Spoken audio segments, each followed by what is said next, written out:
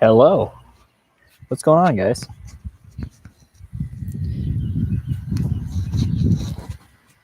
Try to do something a little different. I had a webcam.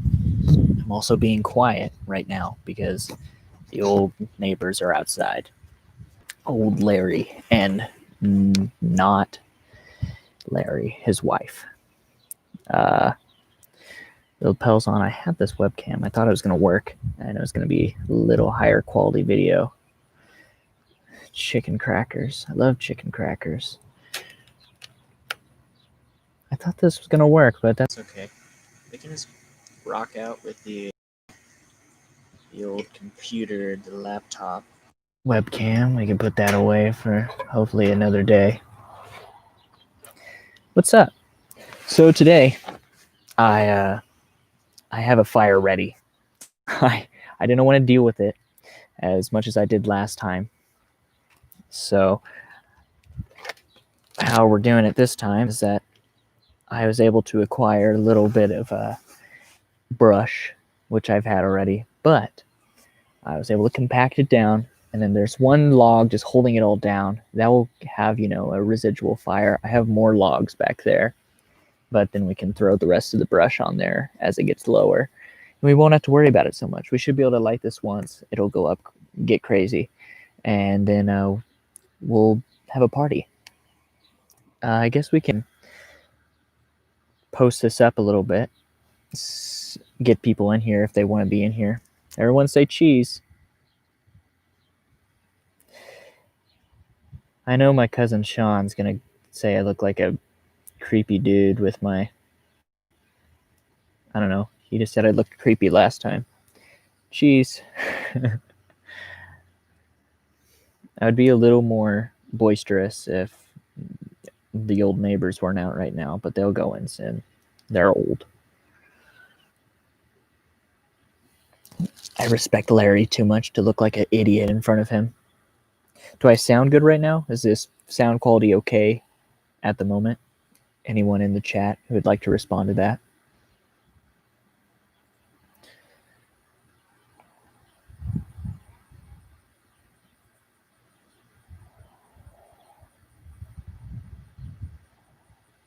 Yes.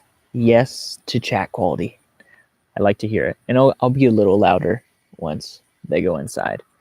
I just don't want to be that one kid. The kid that's moved in, for maybe a month and is yelling in his backyard at his computer to himself and lighting fires. I want Larry to respect me. What if Larry saw this and he was like, I don't know. I don't know what I would do. He'd be like, hey, I saw your podcast. And I'd be like, cool. All right. Let's link this, put it on my story, get crazy, go wild.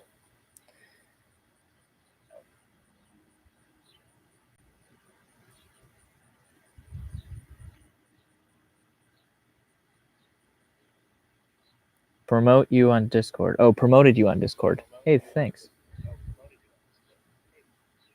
That's very nice of you.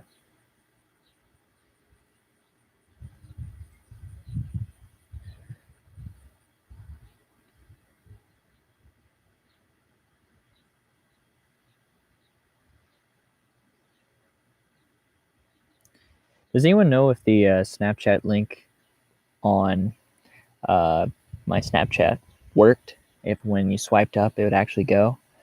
Because I think I saw one person said that it didn't work.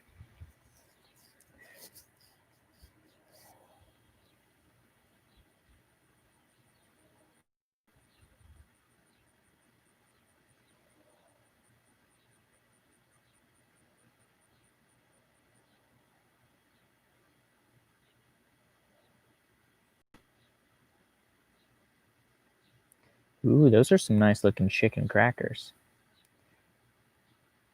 I was mentioned in someone's story. It was Jillian's story. Don't promote me. Whoa, this... I see Savannah. It's such a... Is it surreal? Oh my god.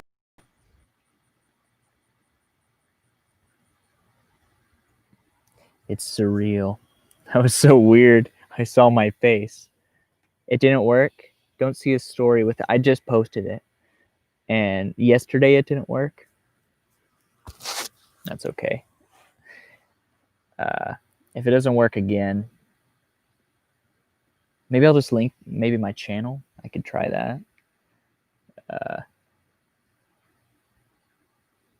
I feel like that would be the best. If I just send that out, share, copy. What's Lyle saying? It works. Oh, oh, okay. My man Lyle said it worked, so I'm gonna say it works. All right. Well, I'm gonna get off my phone. The new one works. Cool. I'm glad to hear it. I don't want this in my neck. I was looking at myself before I came out here. I put on some more outdoor clothes. I put on a bandana because I know I'm going to get smoke in my face partway through this. Some jeans and a shirt. And I thought I looked a lot like, I think his name's David from Camp. It's a Rooster Teeth animation or animated series. Let me see if I can just pull up a picture and show you guys. But I think it's something about the green shirt and the yellow bandana. And he's also a redhead. Someone's car alarm's going off. I need like a brown vest here. See if you guys can see that. I think it's actually the resemblance is uncanny. He doesn't have a mustache, but I came out and I was like, that's the only thing I can think of.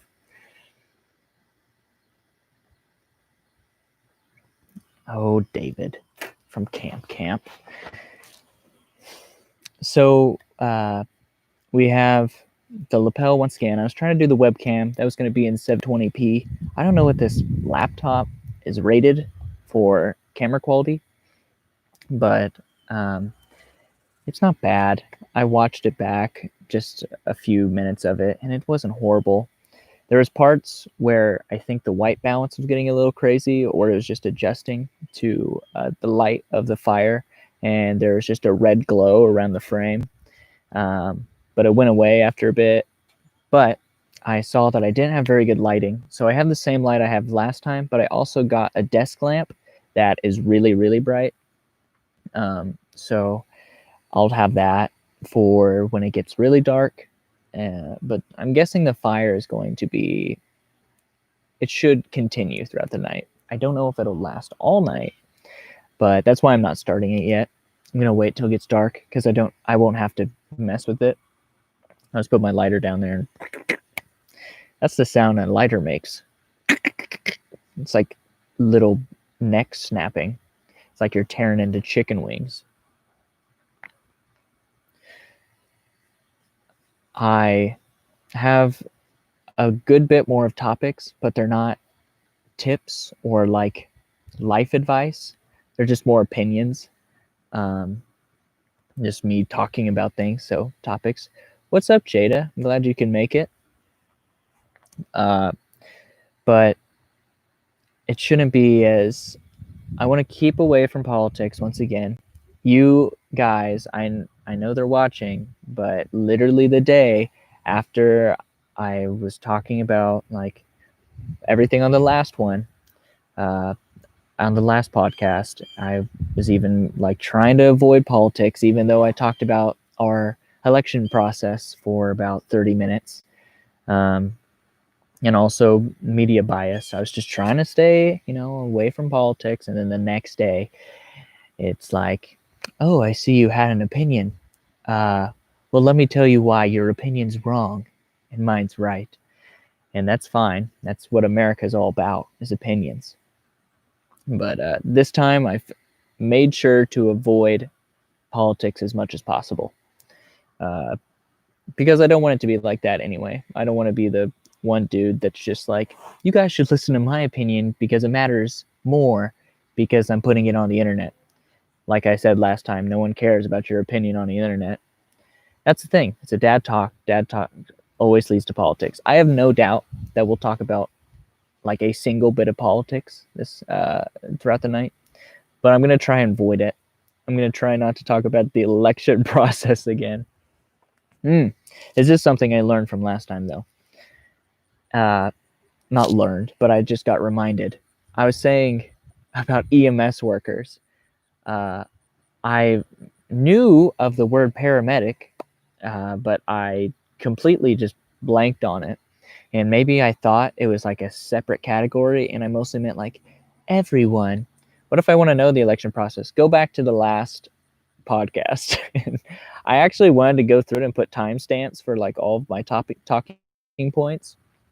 But I don't know. I'm a little too lazy for that. Ambulance guys. But so they're called paramedics. But if I don't know, well, I guess never mind. I was going to say maybe the drivers aren't called paramedics. I'm guessing everyone's called paramedics. I know there's also EMTs, which are like they're lower. Just anyone who is around an ambulance and arrives at a scene, thank those people. So that's what I was trying to say last time.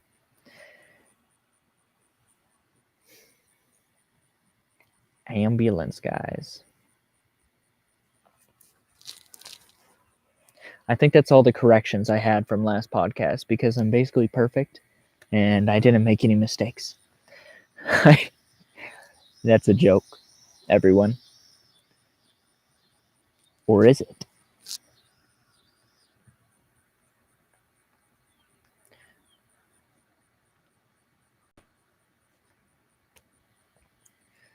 Thoughts on the Second Amendment? Yeah, I think it's a thing. Tell me about the stash. Yeah, I'm going to skip the Second Amendment talk because I know you're trying to bait me, trying to fish me into a political discussion. So I'm going to talk about the most unpolitical thing ever, the stash. When I didn't shave for probably all of senior year into freshman year of college. I'd only trim it because it would just be all like, it would be gross. So I'd trim it, and so it would maintain a single like, thing. You can even see it now growing in. It would, it'd be the mutton chop, and I really wish that it would grow in, so it goes like, and it makes like a V right here of just skin. Anyway, that's my facial hair pattern if you want to know it. So I was able to go basically throughout all freshman year without shaving until spring rolls around. No, was it spring? Yeah, spring. And I had to perform in a children's show where I was a main character, which was an alligator. And I guess alligators don't have facial hair. Why you're not George Washington? I don't know what that means. I don't know what's going on. I can only grow chin hair and neck beard. I can't get a mustache. I'm very lucky. I feel like I have a fairly okay facial hair pattern. But the grass is always greener with people who have a nice, like, if this could all just be filled in, I would never complain a day in my life. So anyway, I was an alligator. And alligators don't have. Why do you want mutton chops? I don't want mutton chops. I want it to come in right here. You're not George Washington. Yes, I'm not George Washington. I don't want mutton chops, but I also like facial hair. So when I had to shave, I don't want to talk about this anymore, Jada. I had to shave, and during the process, I was like, wouldn't it be silly if I did all these, everyone does it. Everyone who shaves their beard, and I will say this, absolute guarantee, anyone who can like grow a lot of hair, every time they shave, they always go for the mustache. They go for the Fu Manchu, then they go for the mustache, then they go for the Hitler stash. And, they'll do crazy stuff with it. So I was like, wouldn't it be cool if I tried out a mustache? I want to look like my Uncle Randy with a cool sheriff mustache. And I cut it, and I was like, I got to shave it off anyway. But then I saw it, and I was like, oh, I kind of like that. I kind of like that look. And so I was like, whenever I don't have to shave again, then I'm going to go for the mustache. And so our last show got canceled, but I was going to be a dad, an old man dad, in the last show. And I was like, hey, can I grow out a mustache? He's like, yes. It's like, sweet. But it never came around. We didn't get to do that show because of Corona. And now I'm just rocking the mustache because I want to. It's summertime mustache. Who is Little Mike? That's Michael. He's the dude with the neck beard, undercover skank. I don't know who you are, but you're my favorite.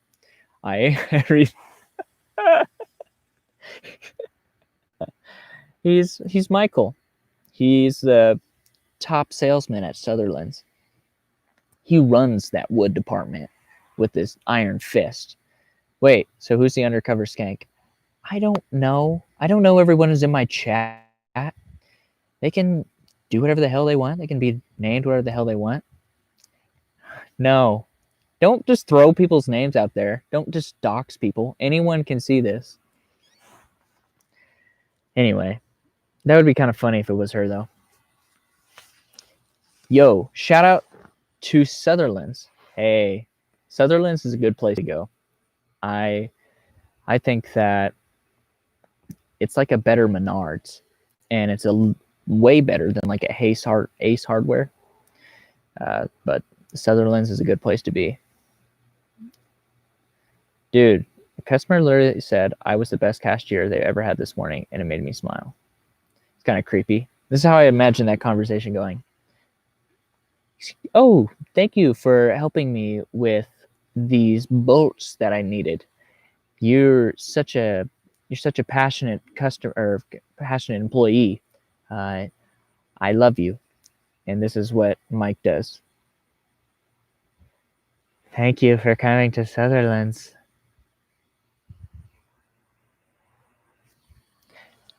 That's what I imagined him doing. And then he got fired instantly.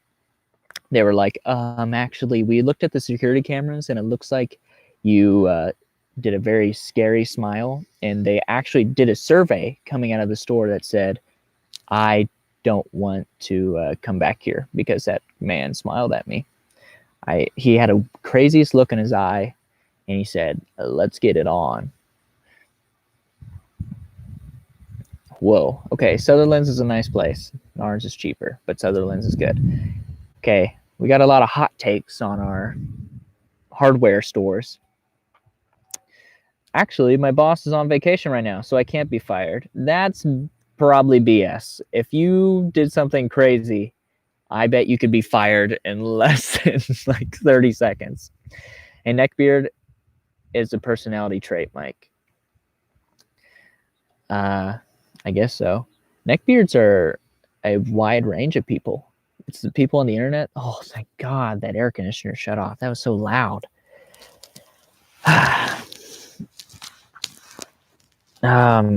Yeah, on the internet, people call people neckbeards for being like white knights and watching My Little Pony and, you know, doing other stuff.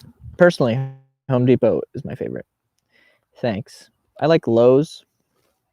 Something about that they have almost everything that you could ever need.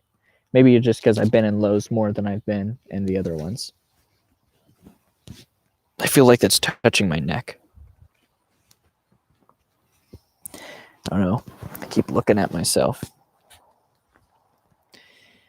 Fine. I'll shave my neck. Geez, Jillian. It's all I can grow, says Mike.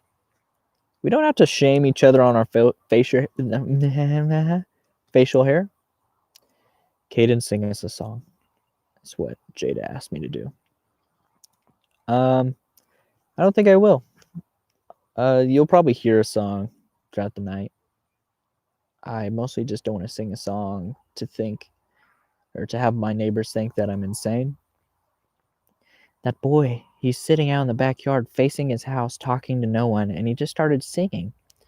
He has his laptop out there like he's about to play one of them solitaire games, and he keeps whispering about us. We can hear him.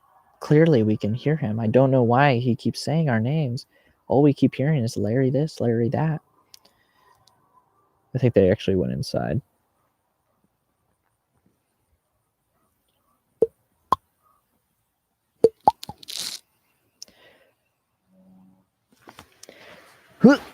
I think I got a notification on my phone. Oh, it's from some peeps.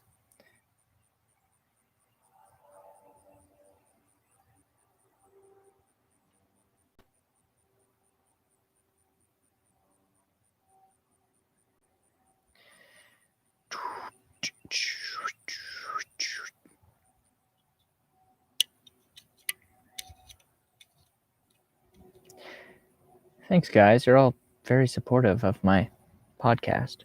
Freebird. Whoa, okay, hold on. What do you think about the weird semester for college, dog versus cat, Freebird? I like the Freebird comment at the end. A crack of a coconut LaCroix. I know I'm going to get a lot of flack for drinking LaCroix, but if you don't, populate your taste buds with a bunch of sugary drinks, LaCroix tastes pretty good, and it's probably better for you. The weird semester at our college, we go to a community college, most of the people in this chat, and they lost a lot of money. Obviously, every college did, but for a community college, that's big. $3 million is what I've been told. And so most colleges are trying to get people in early and get them out early, so that they can avoid, I guess, spring. It's like the White Claw, but no alcohol. I don't know what a White Claw is. I don't drink. So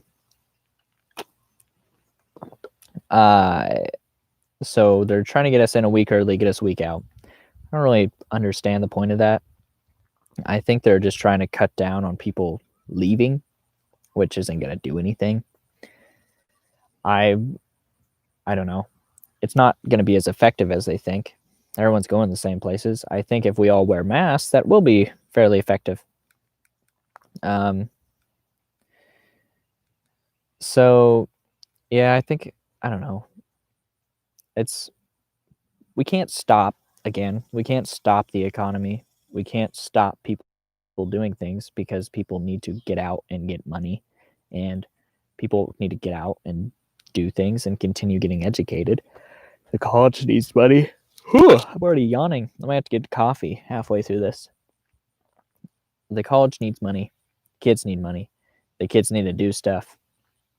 It's pretty crazy. So here we go. We're going to go to the next thing. Dogs versus cats. Dogs all the way. I'm allergic to cats. Cat dander. And dogs love you. Cats tolerate you. Cats think that they should be praised like gods. Like, oh, look, it's the stupid thing that's coming to feed me again. While dogs literally, like, psychologically love you, and they've been bred to love you. And they're just better companions than cats, and I will stand by that scientifically till I die. Freebird. I don't even remember how Freebird starts, because all I've ever done is yelled, "Play Freebird!" And then people laugh, and they go, "Ah, ha, ha, ha, shut up." So I don't even remember how it starts. Jillian made a not fun comment about LaCroix, and then Jada asked about astronomy. Astronomy is taught by Jada's dad, and I'm pretty excited for that. What's up, Vic? I was about to call you Victoria. What's up, Tori? It's taught by Jada's dad, and I'm pretty excited for that. He seems like a pretty kind of like kooky kind of teacher. Not kooky. That's kind of mean to the person's dad in the chat. He seems like he doesn't like take a lot of of BS from students, but he also seems like he can hold his own and, like being funny and taking comments. And I like astronomy. I've been interested in space for a long time. I did way too many essays about Space Force that made me want to not ever write an essay again. So I know a lot about that. I actually, after I wrote all these essays, I really, my brother-in-law's good friend, I've talked to him a lot. He was like, yeah, they're asking me to maybe go to the Space Force. And he's like, do you know anything about that? And I'm like, oh no. But I talked to him about it, and I like talking to him because he's in the military and he can he has way more knowledge about history than I do. So I like talking to him. Jada said true about my facts. Mike said hamburgers versus brats / hot dogs. So it really depends. At like a barbecue setting, brats, I'll always go for a brat and a hot dog maybe. Hamburgers are usually pretty good. If people know how to cook them, they're really good. I like mine medium rare, but most people are like, you are a sinner and you should die for having a medium rare burger. My uncle is a meat scientist, and he would slap me around if I asked for any burger that wasn't well done at blank amount of degrees for blank amount of time. But I like a lot of pink. I like it to bleed. So at like a restaurant where they're very good at that, where they can, they'll make sure that you don't die and they will cook it the way you want it. I like getting burgers there. You don't really go to restaurants, do you? And they don't have burgers not burgers. They have burgers on the menu. They don't have brats or hot dogs. You don't go to, say, IHOP and say, hey, I want the brat. The only place that I can think of is Sonic. Sonic has the chili dogs and all those like Coney dog kind of stuff. But you never like go down to a restaurant to get a hot dog. It's I think we should change that. So yeah. Anyway, if my uncle, the meat scientist, is cooking the hamburger at his house, I will always go for that because I know it's going to be top quality. Brats are supreme. I like that. Did you tell our teacher that all the research came in handy? No, I don't want to talk about it because I'm scared that it'll come to bite me in the ass one day where this is what I imagine. I say, I know so much about Space Force, and then someone gets on like Cash Cab. Is that even still rolling? But Cash Cab was the thing where people got into a taxi and they're like, hey, I need to go down the street in New York, and then these lights would just like music would play, and then they're like, welcome to Cash Cab, we're gonna ask you questions, you're gonna try to win money while we take you to your destination. And they had like a phone a friend and stuff. I never knew how it worked. It was probably staged, but I remember watching it all the time on like I think Discovery Channel. So anyway, my worst nightmare is someone I know close gets on Cash Cab, and then the bald man, that was him then. I doubt that was in 2008. The bald man, and there goes, who was the founding Secretary of Defense that founded this newest branch of the military, the Space Force? And they go, I don't know this, but I do know of a guy. He did a lot of research about the Space Force. His name's Caden Runnalls, and I'm going to call him. And I pick up the phone, and they ask me the question, and I go, I don't know. I'm an idiot. I would probably just Google it. They can't probably do that show anymore, or they can't do phone a friends because the phone a friend would probably just Google the answer and they'd be ready. They'd be like, my buddy in Wisconsin is a Space Force expert, and he's just some dude at a laptop. He's like, I'm ready for you to ask me the question. Anyway, I don't want to be the guy that makes the person lose a bunch of money because I don't know enough about the Space Force. So that's why didn't tell her that the research came in handy. Freddy's has hot dogs. That is another place. But again, I was kind of thinking more of like a diner or a sit-down restaurant, which Freddy's is like half and half, like fast food kind of diner style. So that's, but Sonic and Freddy's are the only ones that I can really think of. Someone's going to be like, oh, you forgot about Whataburger or something. And I'll say, okay, now you've got 3 on me. They would all get kicked out if they fail 3. Oh, yeah. So they'd get kicked out of the cab and have to call a different cab if they got 3 questions wrong, and they wouldn't get any money. So that sucks. Dog and Shake. I've never been there. I've always passed it, and I always went, I wonder if that's good. And then I've always been like, well, probably not. And so I've never, Dog and Shake. It's in the name. I didn't even realize that.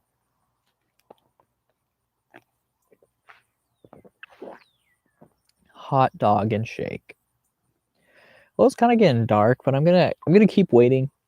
It's still hot. It's gonna get hot quick, so I don't want to get too crazy on the fire just yet. But once we do that, then we can start the notebook topics. Never had the dogs, only the cheese fries. 8 out of 10 for Dog and Shake review with Mike. Maybe that's what your podcast should be, Mike. It's reviewing stuff, reviewing fast food chains and restaurants. You could be like a foodie. You want to know the extent of what I know about foodies? There's an episode of The Simpsons where Homer, Bart, and Lisa all become foodies. They go around and they I don't know what the plot of the episode was. I don't know. They got famous or something. Homer gets an iPad. I don't know. Like those old seasons, season 3, and the only reason I will ever give credit, no, I won't give, not the only reason. One of the biggest reasons I believe that season 3 and 4 around that era was the best is because Conan O'Brien was one of the main writers for The Simpsons. Why can't you fish good? Asked Jillian. Well, I've been out fishing a lot when I was younger, and I think back then that damn thing is really loud. I went fishing a lot when I was younger, and I just didn't have the patience probably to do it. And I would, I would mostly get sunburnt. It'd be hot. I'd be sitting there. We wouldn't catch anything. It wasn't exciting.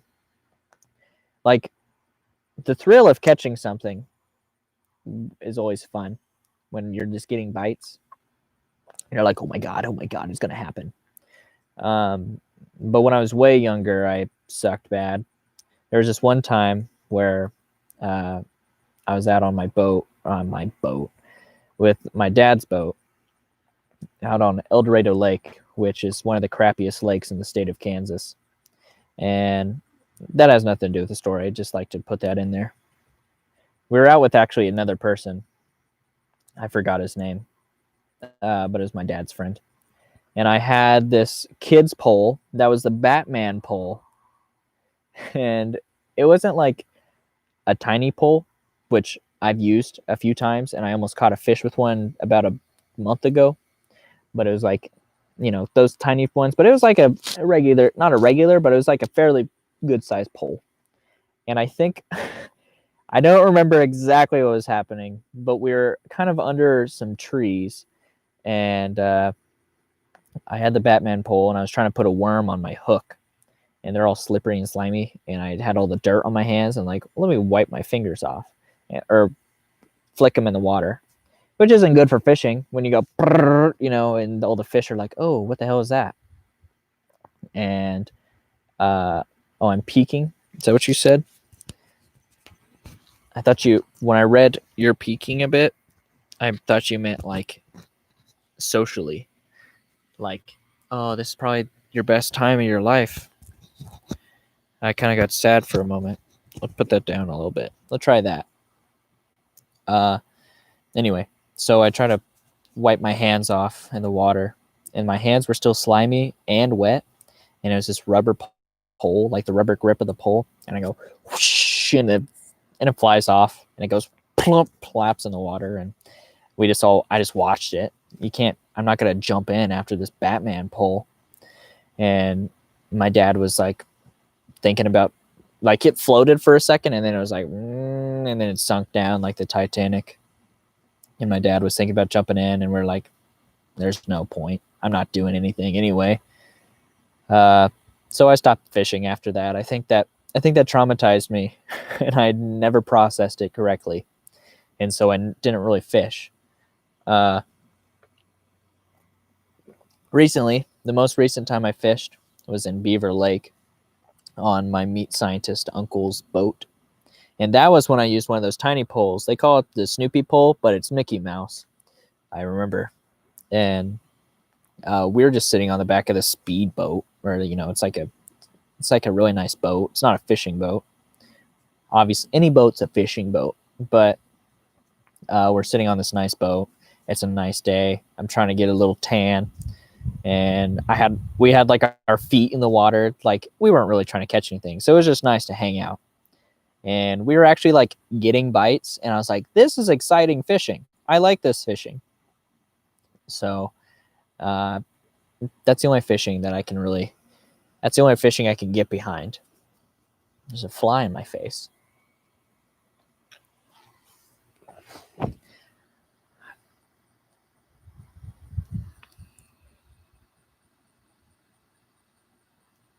Do I know Cody Bartell? I do. Well, I don't know him very well. How do I know him? I think he used to date a friend of mine. Let me look him up, but I do know him. That's so weird. Why are you asking? Maybe we shouldn't be saying his name out loud, but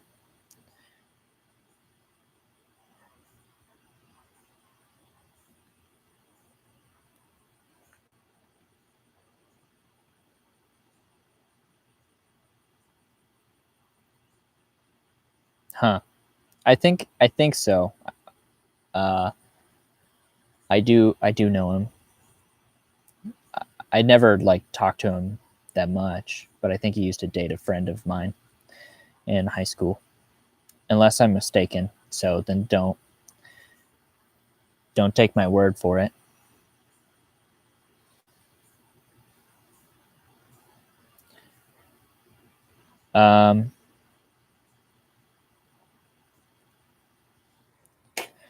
He messaged me on Snapchat from my story because he didn't know I knew you.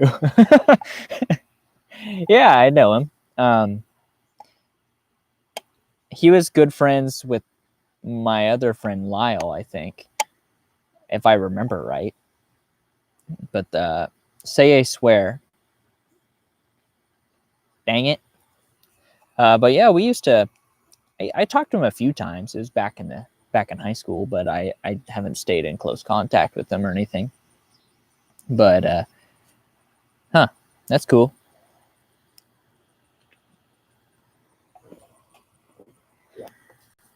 Well, let's light this fire. I'm gonna put this down. This is where it's gonna get interesting, folks. Because we're gonna move that a little bit. We're gonna get crazy.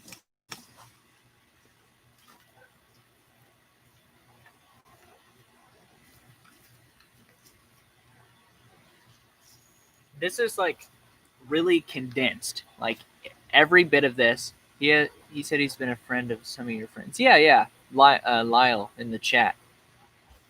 So it's like all the way to the bottom. I was stomping on it today.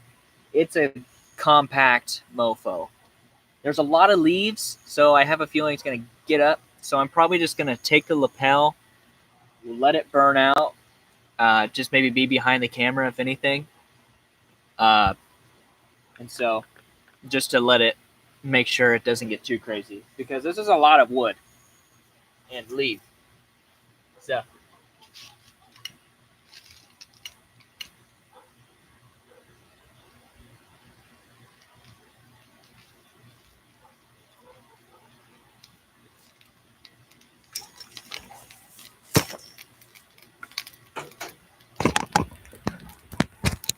yeah, this is gonna get. That's really quick.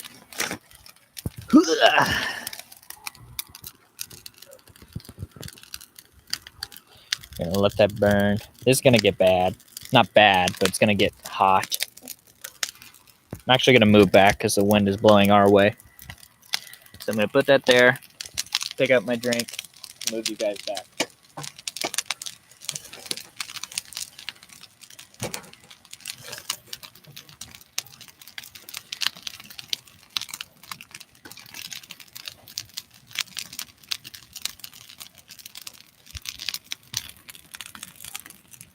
Wow.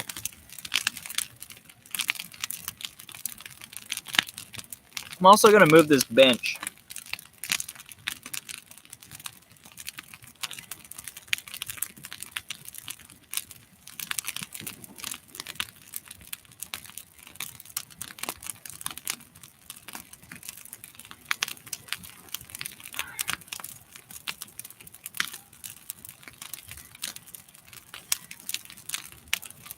That's hot from right here, even.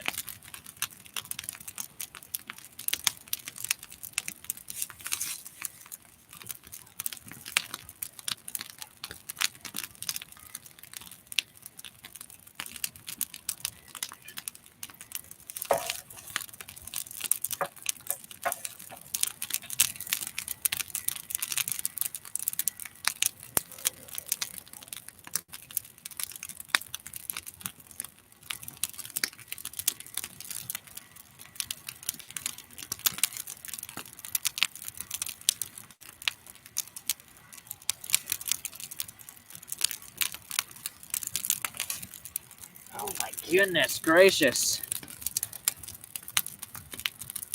Hi, Mom. The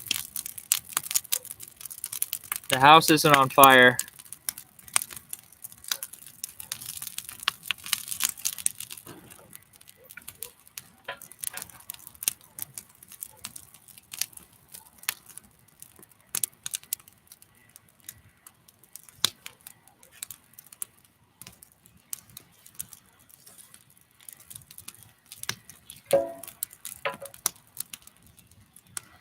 Oh my gosh.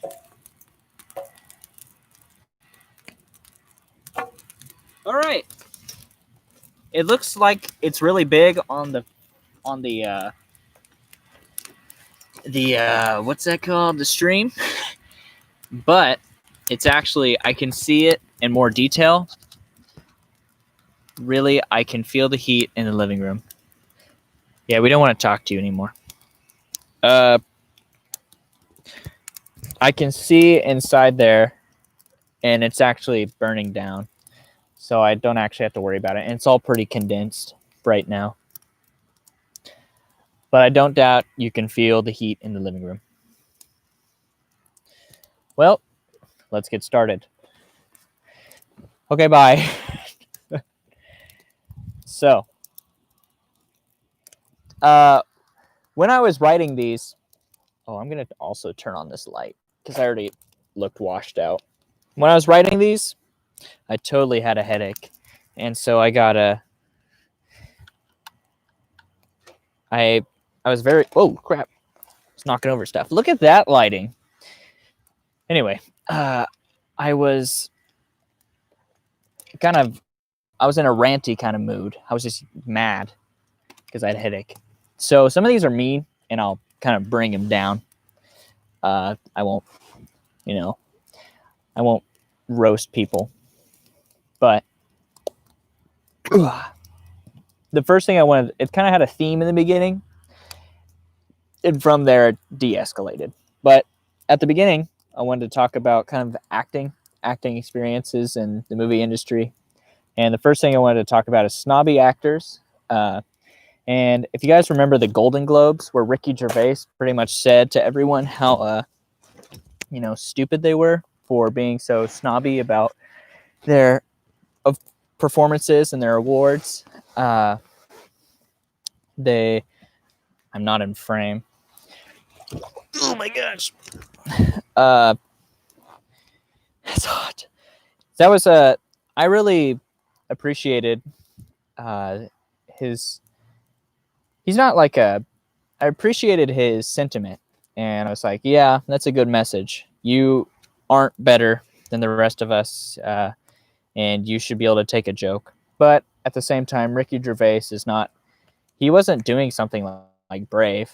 That's his whole job, is to be funny and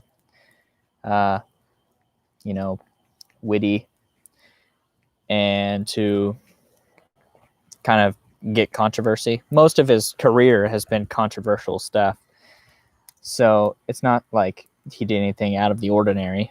But basically, he talked a lot during the Golden Globes. He hosted them, and he said, I don't remember any quotes he said, but it was basically just kind of the gist of it was that actors are kind of like assholes most of the time, and that's bred in Hollywood, and everyone puts them on a pedestal, and they put themselves on a pedestal, and it perpetuates how crappy they are most of the time. So I don't know. My opinion on snobby actors is that most actors are probably snobby, and they probably think too highly of themselves. While I do think there is probably some good ones, anyone who is like trying to, their whole life goal once you become a famous actor is just to have people notice you and to see you. So like Tom Cruise, he's probably a good guy. I've talked to 2 people now who have met Tom Cruise and said that he's a pretty all right guy. But his whole life goal, get my hand out of there.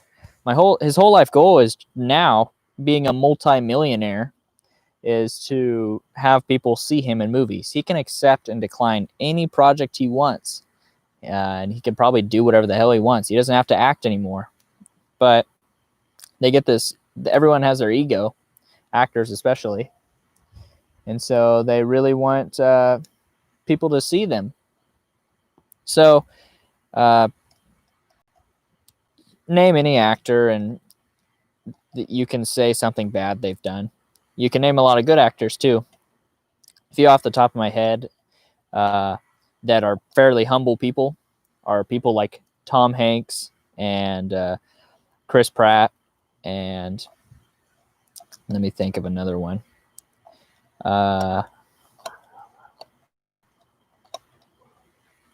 Will Arnett's actually a pretty down-to-earth guy. He's not like a movie star, but he's pretty famous. He's been in a lot of famous stuff, but he's a pretty down-to-earth guy, and he knows what he is.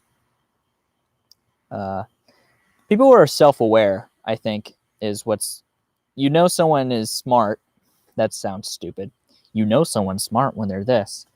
But most of the time, you can appreciate when someone's self-aware of their situation and the position they're in. That's why I always say that I'm basically going to clown college. Didn't I say Tom Hanks? Did I say Tom Cruise again? I meant to say Tom Hanks. Or did I say someone else's? Did I say his name wrong? Because I was thinking of other names while I said his. I'm pretty sure I said Tom Hanks.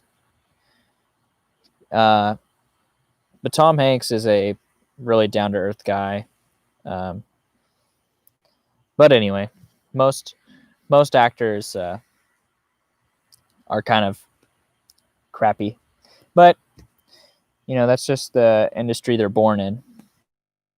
Or they're not born in it, but they're bred in it. You can tell most of the time people who come from not acting and then they get thrusted into it, they're usually more aware of their power and position. and so they don't abuse it. But the people who are kind of born and raised in it, I bet Carrie Fisher was a good person. I, never knew her. I know she did a lot of drugs in the 70s, and I know she was pretty good in Star Wars. But her mom was a famous movie star, and I have no doubt that she kind of was raised with that air of,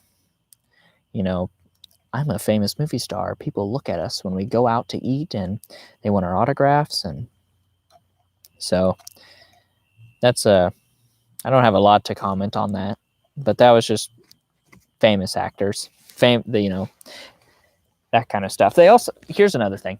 Actors think they are like experts on things they're definitely not, such as Tom Cruise.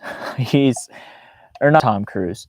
Well, he's probably done something. But what I'm basically thinking of is when Leonardo DiCaprio started saying all this stuff about the environment, and he was saying these like kind of ridiculous things. But you can care about the environment and not be an expert on it. But he was kind of, I remember, I can't quote him, so it sounds like I'm just kind of throwing, putting words in his mouth. But I remember people and myself being upset that he was doing some crazy stuff about environment when he wasn't, he wasn't a member. He didn't know anything about that. Such as, actors trying to like relate to their people, doing PR. They're like, we understand about the COVID and we're here to help you, and they're in their $14 million mansions with their butlers that are like holding a mask to their face. Like, you're so separated from the real world. What are you talking about? It's easy for you. You have so much money that you can take a few months hiatus. But anyways, the next thing I wrote down is I talked about acting as being the bad guy, and I kind of wanted to try and dissect why. And when I say why, the statement is almost any actor you talk to will say that it's more fun to play the villain than it is the hero. And I think the first thing I jump to is villains are usually more complicated and more nuanced than the hero, because the hero is the person we're supposed to aspire to be, while we probably empathize more with the villain, and we usually can see that they have a tragic flaw. They're but I think a lot of not material, that sounds stupid. I think a lot of media that comes out now knows that we empathize with the villain. If you look at the past decade, literally almost all movies that have come out have been about an anti-hero. You can look to Joker, Deadpool.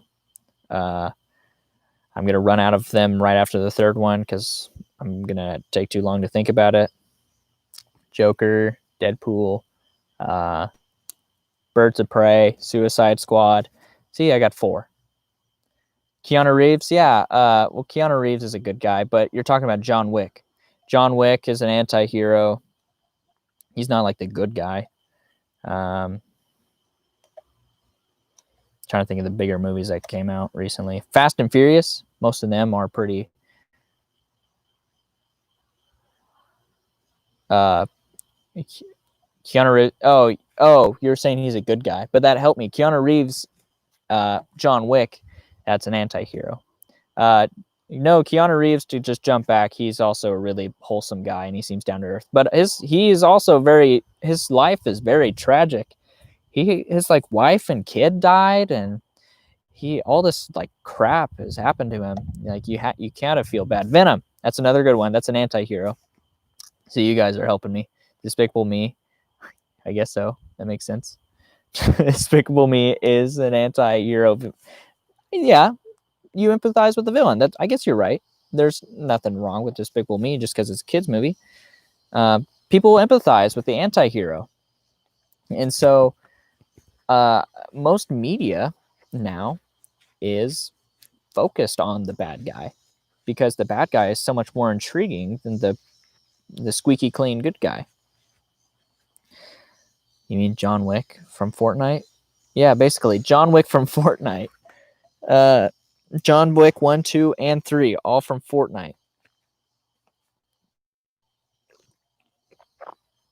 So I think that's why people like playing the bad guy. I've always liked playing the bad guy because I always like playing them way too like boisterous, way too like flamboyant.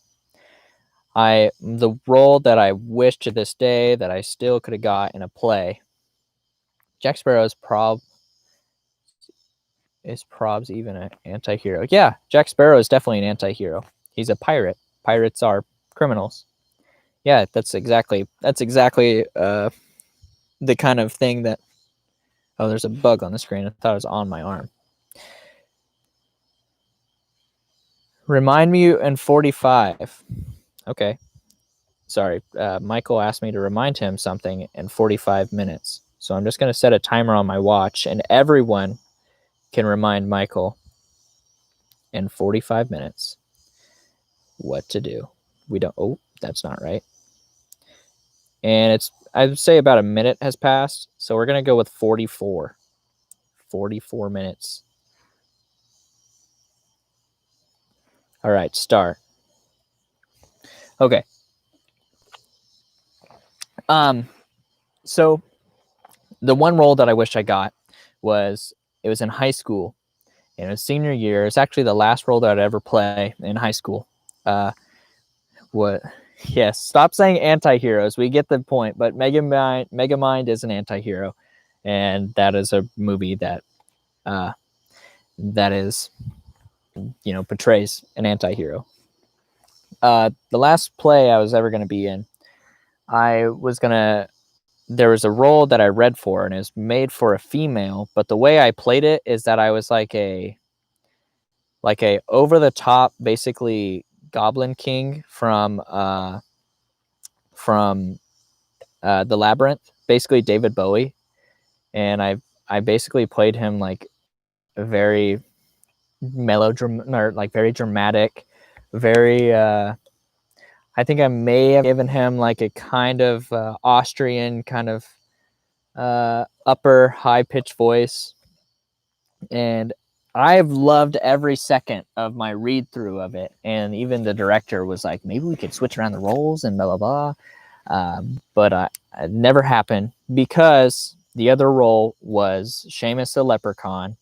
And I read for a leprechaun and they gave me that part. And I had an Irish accent. And I that was like the first time I ever used a voice in theater, which was good for me. I'm glad I got the experience to do that because looking back, I was like, I did that so wrong. But it was, a voice. The first role I ever had was the Sheriff of Nottingham, which is a very, he's a bad character. He's a bad guy.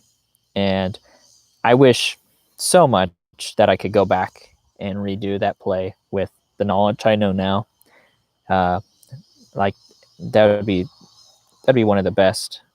I don't know. I would never complain again. I'd be happy for the rest of my life. Even if we had a read through of it, we had a reunion read through, which I know would never happen. Whoa, did you guys hear that? I heard a thing that made a loud squeaking noise. Voice crack me? No.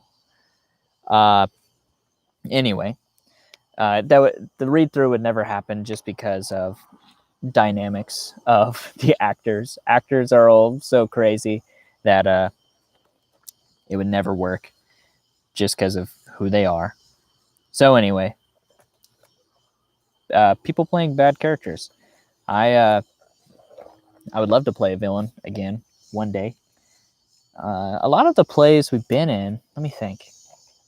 there's not really been a villain in most of the plays. I guess there kind of has been, but it's not a very hero's journey. The castle has been damaged. That's a story to tell, I guess. As the Sheriff of Nottingham, it's my first play. I was a sophomore. My buddy and I were both going to audition freshman year, and then we were like, no, and so we didn't do that freshman year. We should have, but we didn't. And sophomore year rolls around, and we both audition, and somehow I get a part. He gets the lead. He gets Robin Hood, and I get the Sheriff of Nottingham. And I don't know why they gave me that role. From my audition, I would have not casted myself, but I think they just didn't have any other people, so they went out on a limb. And my first time auditioning, and it was so bad. Anyway, I did the part. I was pretty good at it. I will say that I did pretty good. And my first night out, bunch of elementary schoolers, high schoolers were all in the audience. It was our matinee. And there's a part where I chase Robin Hood. He comes out of the middle of the throne, and the throne opens up, and he steps out of it. And his line is, "Wow, I didn't know this thing had a sunroof." And he steps out of it, closes. He doesn't close it. He just steps out, and it's on like a pedestal. And lining the wall were these thin plywood that was painted like stone bricks, and behind it were just these triangle like legs. And so it's basically like this. These were the legs, and this was the wall. And so they weren't very stable if you did anything crazy to them, but they work for the part. And so he gets out of the thing, and I'm supposed to come from stage right to stage left. And I say off stage, I say, "There he is."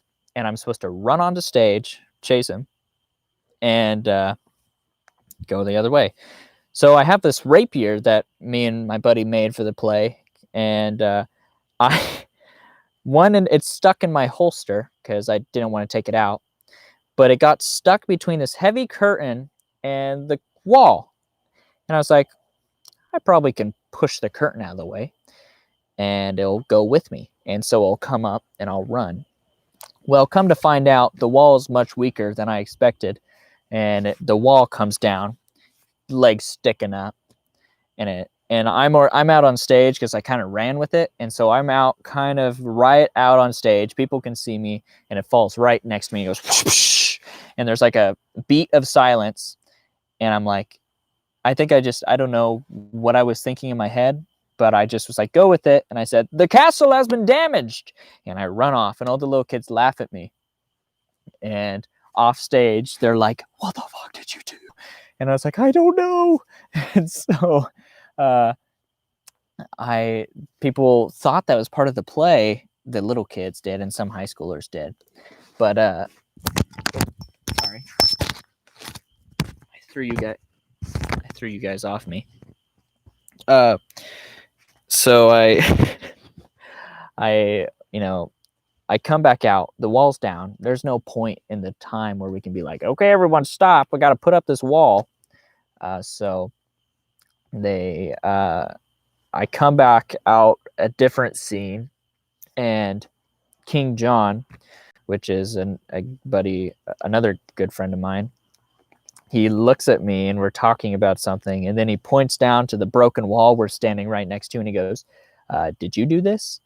And I was like, "Oh, good. Now we're just improvising. We're just riffing off each other." And there's a moment before, right when Act 2 started, when I was massaging his shoulders while he was on his throne, and I talked about repairing a wall, and I said that we're going to need to call a Norman Rockwell, and so I was like, "Okay, well, I'll talk about that again." And I said, I was like, "We're going to need a Norman Rockwell," and looking back, that was stupid, but it worked. It was a callback. So that was that was my first performance, and I don't know why I didn't stop after that. but I didn't. I never did that again. Anyway, I didn't knock down all the stuff. The lighting is great, by the way. Thank you. It's just a big lamp. There's a lot of like little bugs and moss flying around it, but that's okay. They're staying away from me at least. So,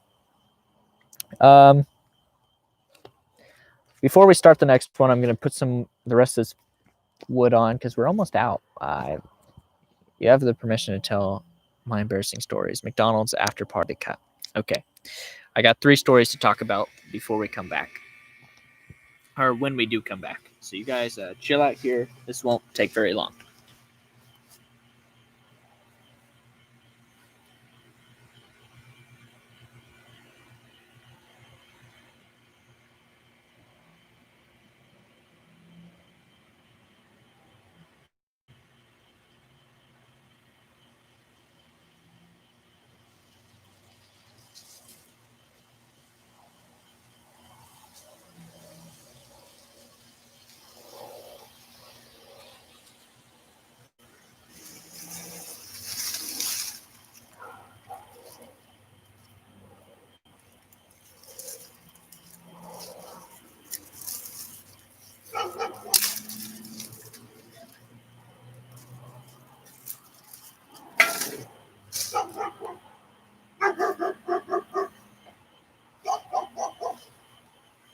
I'm going to move this light over so maybe you guys can see me.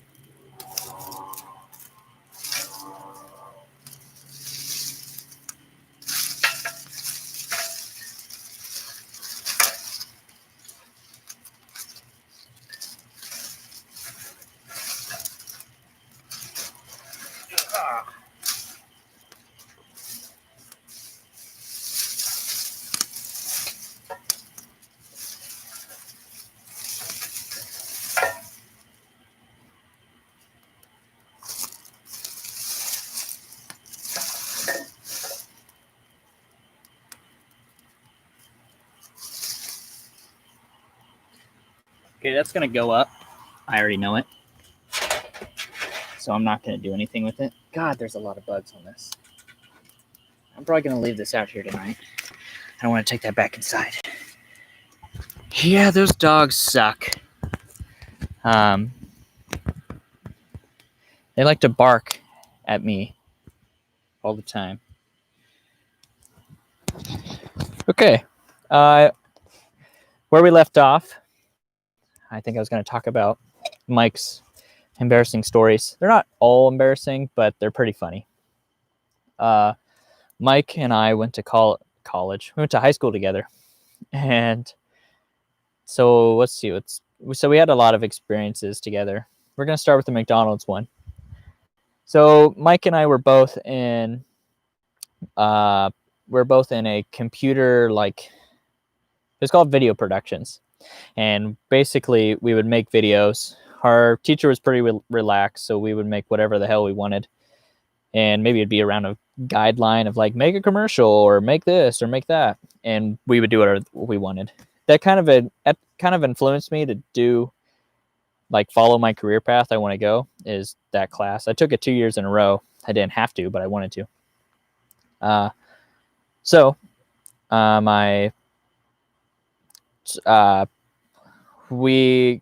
Since we were in this class, we had to go. We didn't have to. We got asked to go to the state fair and make a video competition, which I have no clue where that is. I bet we could both find it, and that'd probably be pretty embarrassing. First year, it was my buddy and I who were in the play together. He was Robin Hood, and I was Sheriff of Nottingham. We interviewed.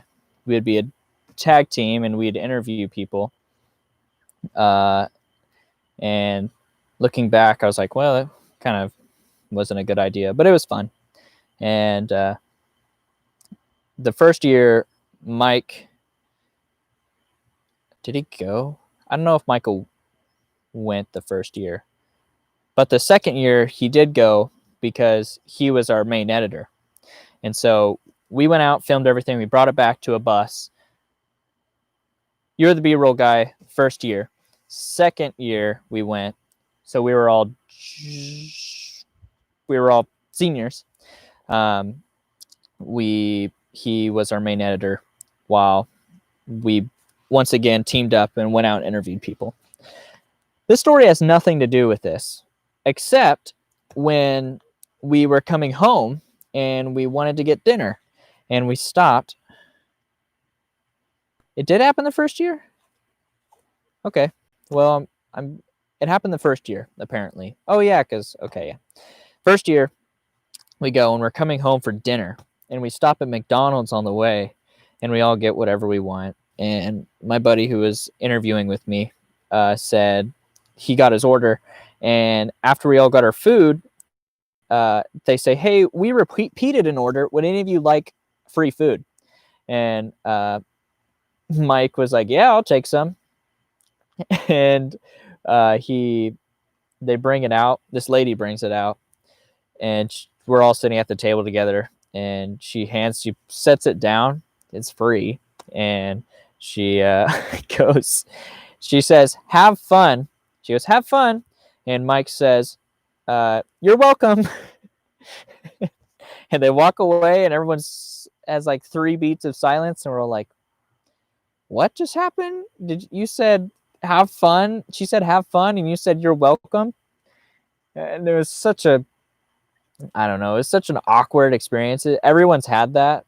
I have a story like that, but we might not get around to it just because I'm perfect and I don't want you guys to see me as ever messing up. But that was a good story with Mike. What was the other one? The after parties and the cup. We'll start with the cup, or we'll follow that up with the cup story. We're all at lunch together. We're all on the same lunch. I'm pretty sure he was at a different table than me, though. So I was a third party to witness to this. And a bunch of guys in the lunchroom that were probably freshmen or sophomore. Well, I'm guessing we were freshmen because of the people involved. But these seniors and juniors were getting kind of crazy, and they got one of those cups. So they're like glass. They're not glass. They're like plastic, but they're like kind of heavy. Just water glasses. And they chucked it across the lunchroom at least 50 feet, and it came and flew and hit the back of Mike's head.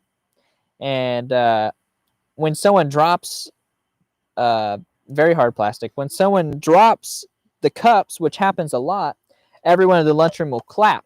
And usually it's like someone dropped their cup and we're all like, you're an idiot. But it's all in good jest. Well, this time Mike he didn't drop it. He got it thrown at his head and no one really saw it. So he gets like pelted in the back of the head. It obviously probably hurt really bad. And everyone sees there's a cup falling below Mike, and we all are like, yeah, Mike, you dropped your cup. And the whole lunchroom is clapping for him. And he was just like trying to hold in probably his anger and his pain. And these senior boys didn't even like get in trouble really. Man, that was pretty funny. I can look back and laugh at that. And then we'll end this trilogy of Mike off with Mike and I were both in a lot of plays together in high school. I was having such a bad day already. Yeah, he had a bad day. He failed his math test. He farted in class, and everyone knew it was him. He called the teacher mom by accident. He scuffed his new white shoes. It was a bad day, and then he got a cup thrown at his head. So the last story is Mike and I were both in a lot of plays together, and at the end of the year, after the play, you'll have a cast party, and it would just be in the lunchroom of the school at like 8 at night. So it was 9. It was at 8 at night, so it was 9. That was good speaking. And we had all this pizza, and we had like a whole leftover pizza left. And I know this is a pivotal part of the story, but out of everyone, Mike's like the biggest boy. You know, he could be like a lineman for the football team. He's our puff daddy, if you could say that. And so our teacher, who had this leftover pizza, goes, "Hey, does anyone want this pizza?" and looks directly at Mike. And I think it was either him or me that just tried to be like, "Why are you looking at Mike? Why? What's the point? Why?" And just to like put her on the spot. And she was like, "No, I wasn't looking at him directly. I was just asking, and he was looking at me, and it was I was just able to see him." And we were just making her feel bad for it. Directly in Mike's eyes. It was so funny. Oh gosh. So we never let him down for that. I have one more story. This is now a prequel to all of these stories. Michael and I were both in Pee Wee baseball one year. I have no clue how old we were. It was machine pitch or something. And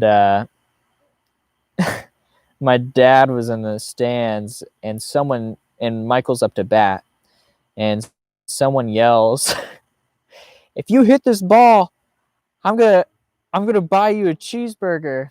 And Michael is a little kid, just goes, "Cheeseburger!" And he smacks the ball and he makes it around and he hits it and goes all the way home. And so my dad referred to him as Cheeseburger because he was this little guy out there who just like screamed for a cheeseburger and got all the way home. So awesome. But he got his cheeseburger. He kept his promise. I don't know who said it. It must have been the coach or someone, but it was pretty awesome. I thought that was a good one. Well, now we're done with the Michael trilogy. We want it, or I don't know, Michael saga. We won't have to talk about him for a while. There's so much bugs out here because of this big light. I was going to talk about good movies because I'm still on this acting thing. I just want to say some of my favorite movies, and if anyone in the comments wants to say their favorite movies, then they can go ahead and do that. How's the timer looking? 22 minutes, 47 seconds. Some of my favorite movies are Back to the Future, and I really like the second one more than the others. I don't know why. Probably because it was 2015 or 20. When did they come back? They went 2018 or something like that, right? So I don't know. I really like that one more. I might have to go get coffee or something. Quentin Tarantino movies. I remember I liked Inglourious Bastards when it came out, and I was like way little, and I watched it recently, and I still liked it. But I think basically the pinnacle of his movies has been Once Upon a Time in Hollywood. Just the, like, I don't know, everything about it. I love it. Hey, what's up, man? I'm glad you're back. This is our friend from the Philippines. Right now we're talking about movies, man. But we'll continue moving on to the next subjects later. But I'm talking about my favorite movies. I think Once Upon a Time in Hollywood is probably his best work so far. I've always had a soft spot in my heart for Jaws. Jaws is one of my all-time favorites, probably because I had the DVD of it, and I used to watch it all the time on like car trips or when I was at like a vacation. Every time the air conditioner shuts off, it's so nice, the AC unit. So I always like Jaws. Something about that. Steven Spielberg most of his movies are going to be good. And finally, a one that I really liked was Jurassic Park. Once again, Steven Spielberg. But I've always liked dinosaurs since I was a little kid, and so I've always liked any kind of dinosaur media. Well, I can't say that. I've disliked a lot of dinosaur media, but I always liked that. I like Jeff Goldblum in it. I base a lot of my life around Jeff Goldblum. So every time we'd go, my brother was obsessed with the movie Cars. So every time we got in a car, that was the only movie we'd watch on the road. Wow. That must have been hell. I'm so sorry that you had to watch the movie Cars that much. I think my favorite part of the movie Cars is when Rascal Flatts sings Life is a Highway. That's probably the best part. Or when Lightning McQueen says, race cars don't need headlights because the track is always lit. Oh, and also the other racer guy who has like the grill that's obviously like a mustache. I've always liked that guy too. He says, Kuchiga, Kuchiga. Oh, and I didn't write it down, but I really like Guardians of the Galaxy 1 and 2, but I like the second one more just because I like the themes and the story in it, because you already know the characters. You already know, you don't have to be introduced to them. You're already part of them, and so you can just pick up the story and continue on. So I really liked Guardians 2. So yeah, if anyone has their favorite movies, I can talk about those too if I've seen them.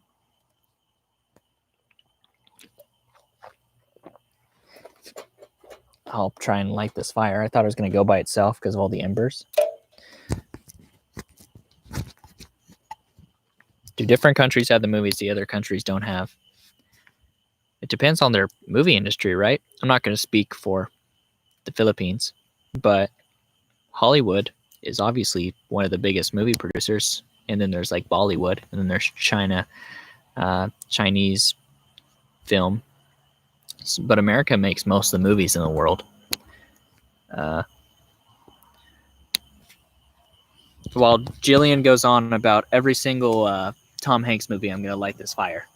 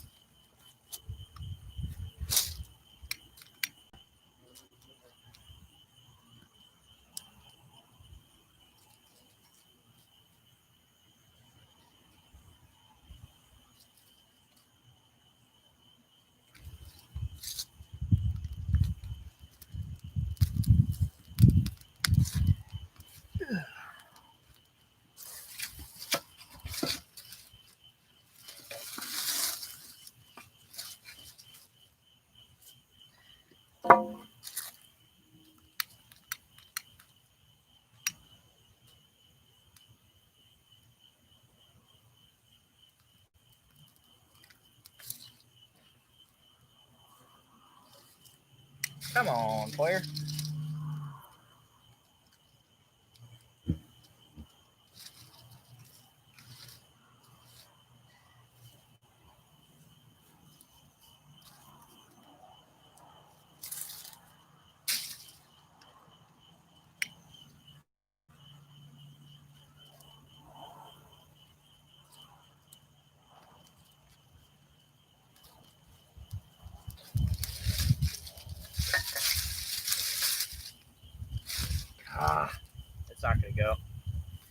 chat's not, at least.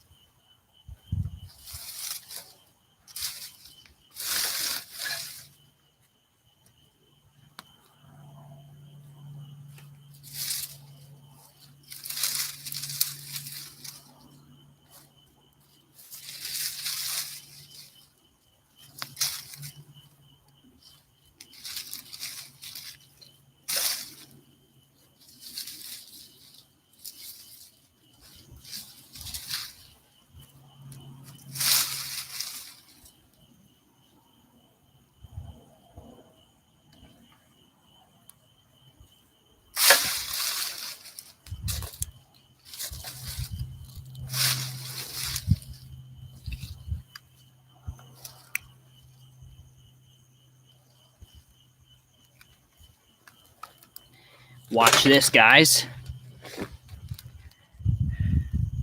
Whew, there's a lot of comments.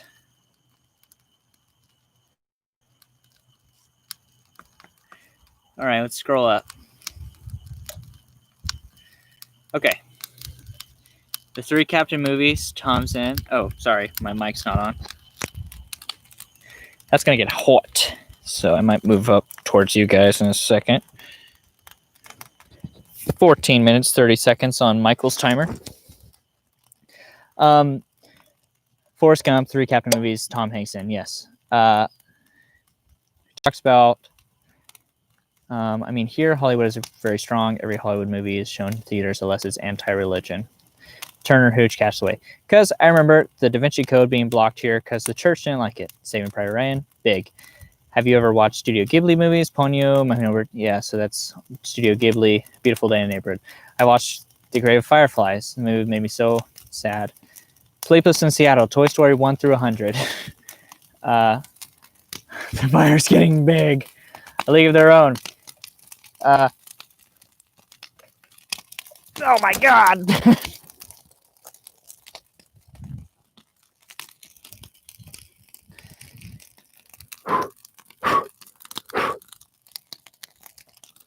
Woo! I haven't got around that one. Splash. Name a few. If you really wanted to watch more Filipino movies, you should watch General Lune with Nayon and Goyo the Boy General. 2 films show the Filipino-American War. I think I'm at the bottom of the comments. Yes. Okay, I've caught up. Jillian said every movie with Tom Hanks. We're very proud of that. And a lot of Americans don't know our country had a war, so it's a good history lesson. Yeah, I feel like I remember learning about the Filipino-American what is it referred to?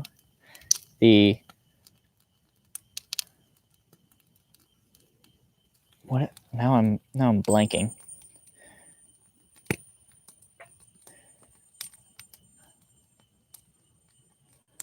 What did I not?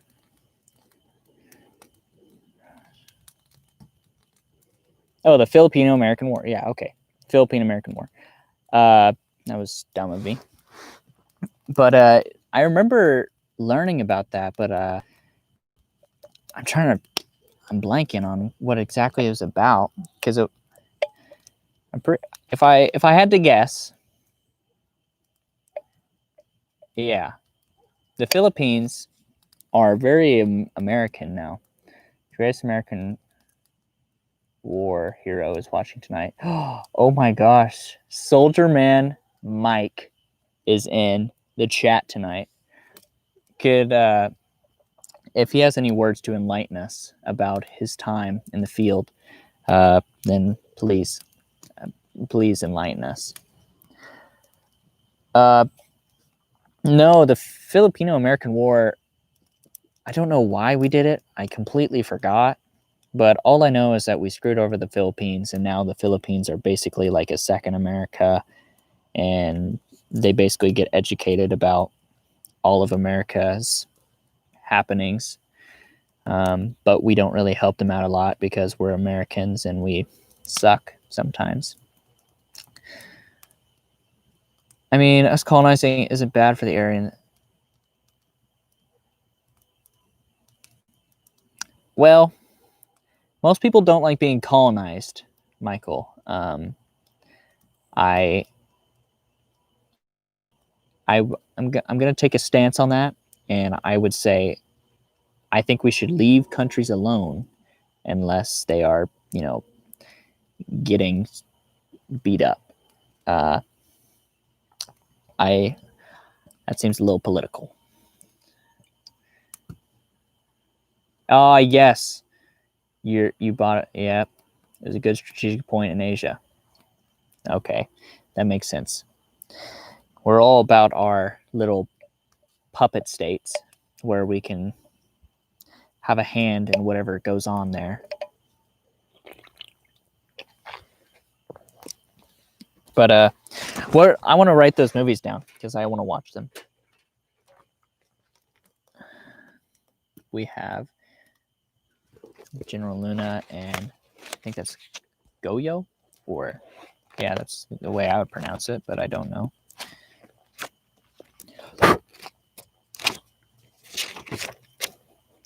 We have General Luna and Goyo, boy general, right? Boy, yeah, the boy general. Cool. I'm gonna watch those. Anyway, Tom Hanks has a lot of good movies. Jillian, I know Soldier Man Mike. I know his favorite movie is Brokeback Mountain. So if that says anything, then that's okay. I think Jake Gyllenhaal is actually a really good actor. Everything he's been in has been actually pretty above the bar. So I think he's a very good actor. It's really bad for the culture because we basically lost our original culture and we became a big mix of Latino and American culture. Haha. No, yeah, I completely get that. So we kind of identify an identity crisis right now. From what I understand is that most of the Philippines basically are just educated in American culture, right? Like they learn about our politics and our government system. I don't know. I'm not going to say you do, but the culture got wrecked, that I know. But it makes life better in other aspects. Maybe. I'm not going to comment on this. You guys can continue chatting in that. I don't know enough. We have the expert in here though. The next thing I put down actors are usually messed up people, and I talked about that, having big egos. Well, then I wanted to talk about theater kids. I've talked about theater a lot so far, and I'm not gonna dunk on anyone. And I can't say I'm high and mighty because I do the same things that happens. Favorite movie is The Dark Knight. That's a good one. I like The Dark Knight. Theater kids get a bad stigma, and for good reason. They get bullied a lot because most of the time they're very loud, they're boisterous, they think like they sing songs in random places that it's kind of cringy to the rest of us. They obsess over like things that you've watched. I bully a theater kid, Braden. I actually want you to bully more theater kids for me.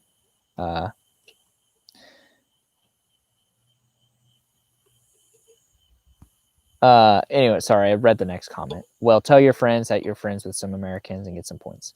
Braden Singer, I wish that you would bully more theater kids because they need it. My least favorite thing coming up that's happened recently is Hamilton being put on some streaming service. I don't know. I haven't watched it. I've never watched it. I'm in theater. I have a theater scholarship, but I am not a theater kid.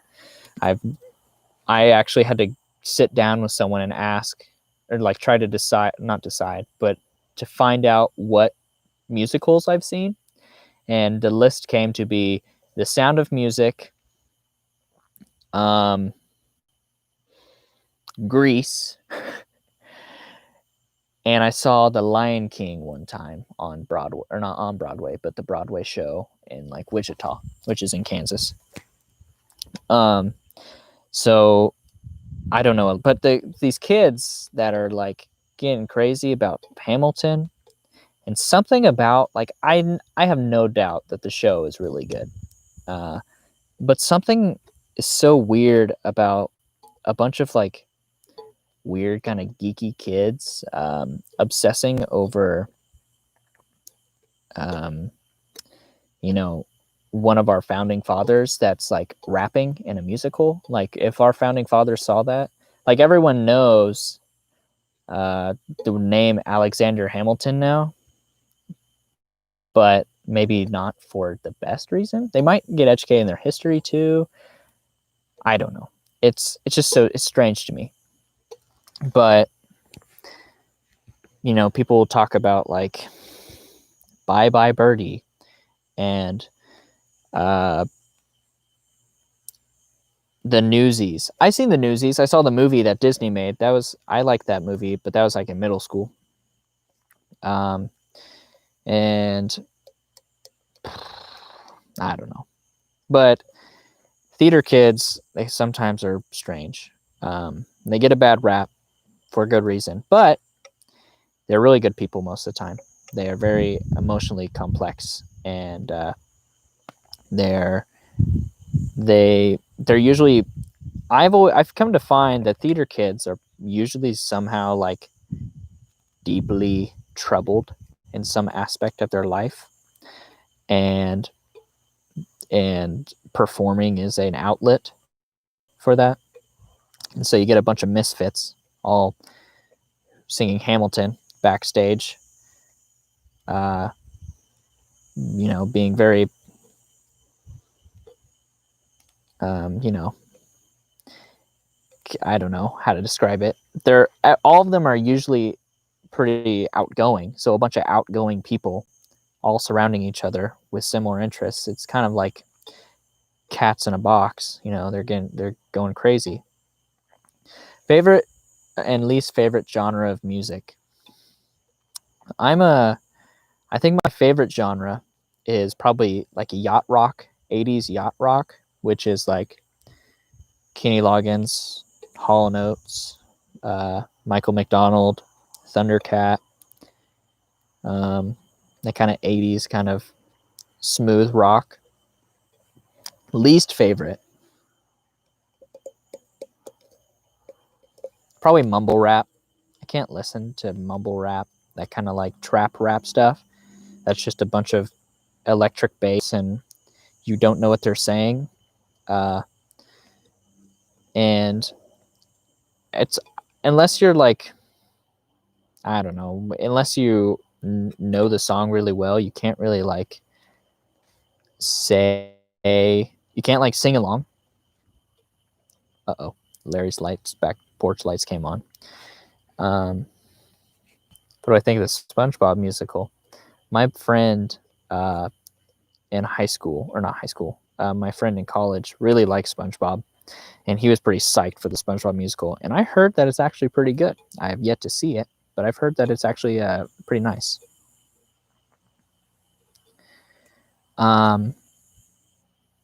So let's see. Let's talk about music. Least favorite, trap rap. I think if you can't sing along with the lyrics very well, and I don't know, maybe you can get crazy, but I don't know. If you're just like, when I think of like listening to a song and then someone's just like, with like electric drum kits in the back, just like, it's not very fun for me to listen to.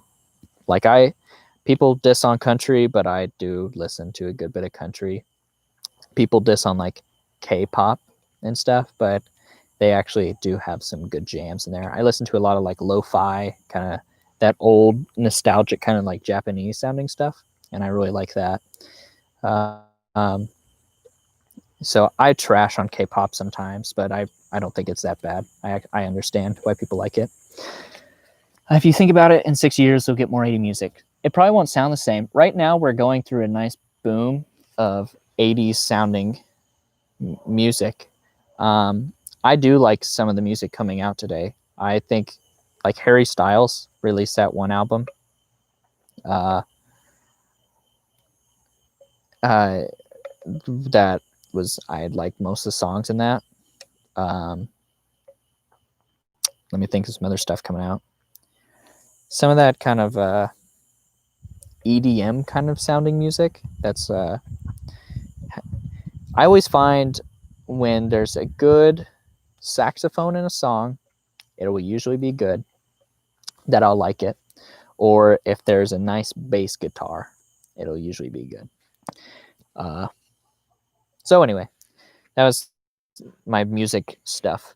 Oh, Michael, your chicken's done. Go get it right now. Get out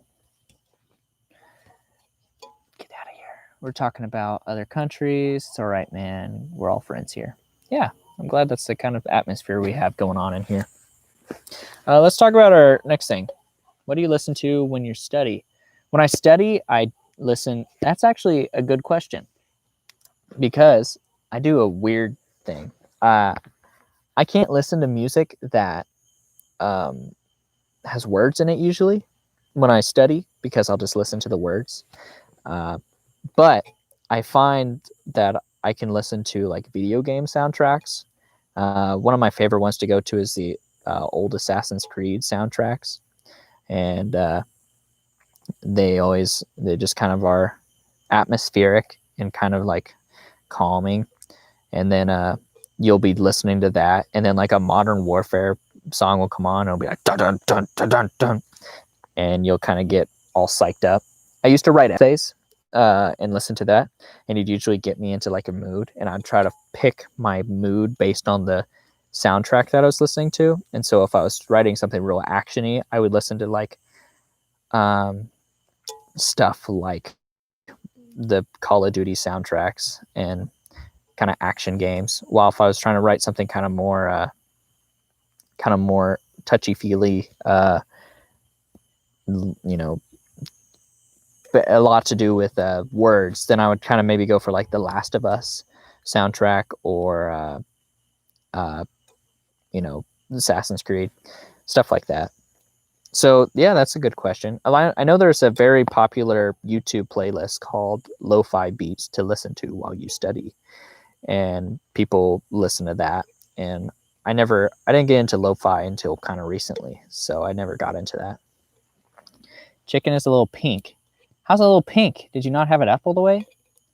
Ezio's Family, dude. I know dude, that's crazy. I love that one. That's the one that that's like the famous one. It has all that violin, and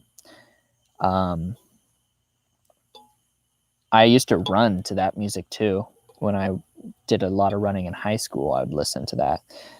What's her name? It's like Jesper something. She's a violinist for most of the Assassin's Creed games, and she is so good. She's like Lindsay Taylor, which is like that EDM violinist, but she does more classical things.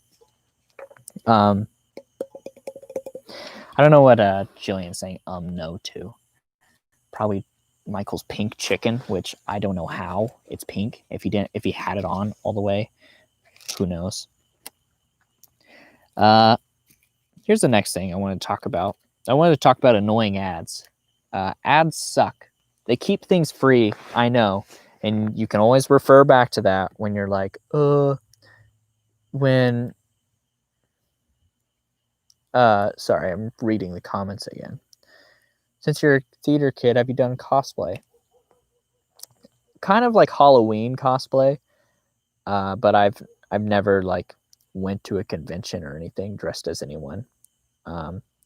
But I've definitely had some pretty like geeky outfits. But I've never like made anything a costume of anyone for not like Halloween. But I've never been against it. I always think that the people who can do that are really good at it, and I wish that I was able to do it. Mike's a furry. Yep, you're right. I almost cosplayed once, but my con got canceled. Yeah, I remember that. I was going to talk about annoying ads, guys. Come on. Work with me. I consume a lot of media, and people make fun of me for saying consume, but it's the word to use when you talk about, dissecting media. My uncle makes fun of me all the time because I say consume media, and he's like, "Oh, you're eating it." It means just to take in media. I consume it. So I consume a lot of YouTube and a lot of podcasts and a lot of movies, and so I see a lot of commercials. And commercials are always trying to pry for your time, and it's either through repetition or something so crazy that you have to watch. The ones recently that I've been getting targeted for, there's a new, it's not new, but there's an Army commercial, and it plays almost every time I get it. And it's the one where it has the 25 or 6 to 4 song in the background. It's the guitar riff, but it's the song that's like, it's at 25 or 6 to 4. And then the guitar goes. So anyway, it's all this like super technology kind of army stuff. And they're like, join the army and you can be a badass like us. While 25 or 6 to 4 is playing. That commercial is so annoying to me. I just see it all the time. The next one that I always keep getting is the damn Postmate. Is it Postmates? I wrote it down. Yeah, Postmates.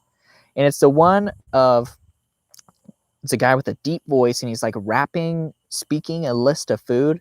And I always remember it because it starts off with ice chai, pad thai, baked pie, sour pop, crotop, something. Onion ring, chicken wing, and he says all these things, and he goes, Postmates is the place to get in, blah, blah, blah. That one is so annoying to me. I something about it really gets me going.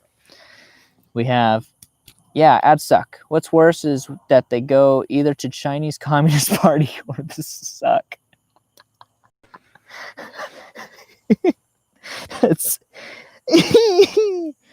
oh, that's funny. Oh, there's a moth flying on our screen. I only get the Butler ads. I get that one too, and the Dr. Squatch soap. I get that one too. And it goes, throw away that old stuff. Your soap, the name brand soap, is classified as synthetic detergent. It's not even real soap, which is such BS because they have to go through a ingredients like FDA thing, while the Dr. Squatch can be like, we have lavender and blah, blah, blah, blah.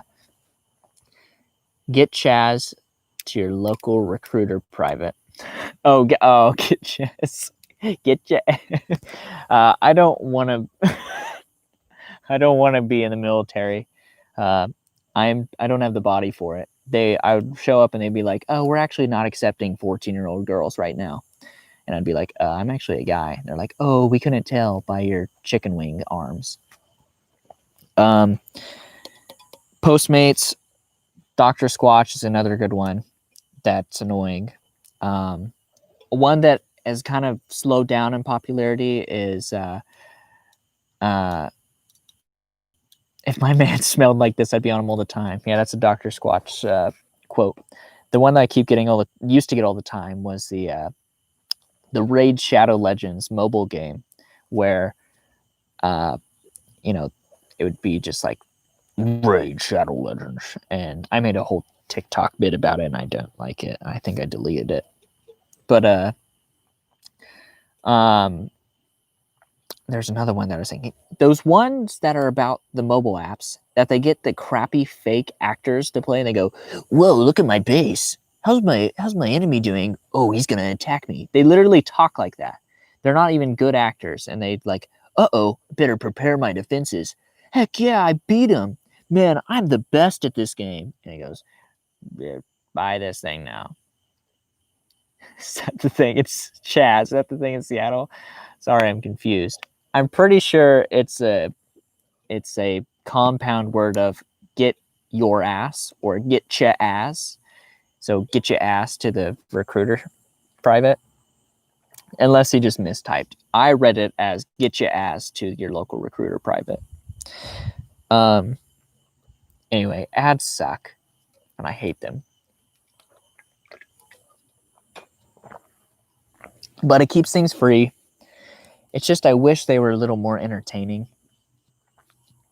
I'm trying to think of an app. There's one ad that I've always loved. That's correct, private. That's me. Yeah. You mean Raid Shadow Legends, the most ambitious mobile RPG ever. There's one ad that I like, and I've only seen it in movie theaters, but I wish it was around more because I would watch it all the way through. And it's the only reason why is because I appreciate the directing in it. And it's this one talking about, it's a car commercial, I think. No, it's not. It's a, it's not a very good commercial because I don't remember the product, but it was for, I think, the movie theater itself. And it starts off and it looks like it's a scene from a sappy kind of romantic comedy. And this guy comes on the plane and he's like, I've always loved you, Veronica. Please stay with me and I'll do blah, blah, blah. And it's like, oh, and everyone's all happy. And they're like, all right, I'll come back. And it has all this bright lighting and it's all nice. It has this string music playing. And they get into this car and they're driving and they're like, what's the first thing that you should do? And then all the lighting comes down and all the music gets low and the guy's face starts getting like all green and pale. And they're like, babe, what's wrong? And he turns and he's like a zombie and it's completely switched to a horror movie and he's like running away and blah, blah, blah. And it's like, from romantic comedies to horror, come to this movie theater to experience it all.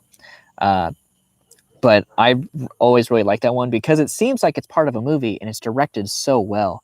And you can just, it's like a perfect, if I was like a teacher for like a,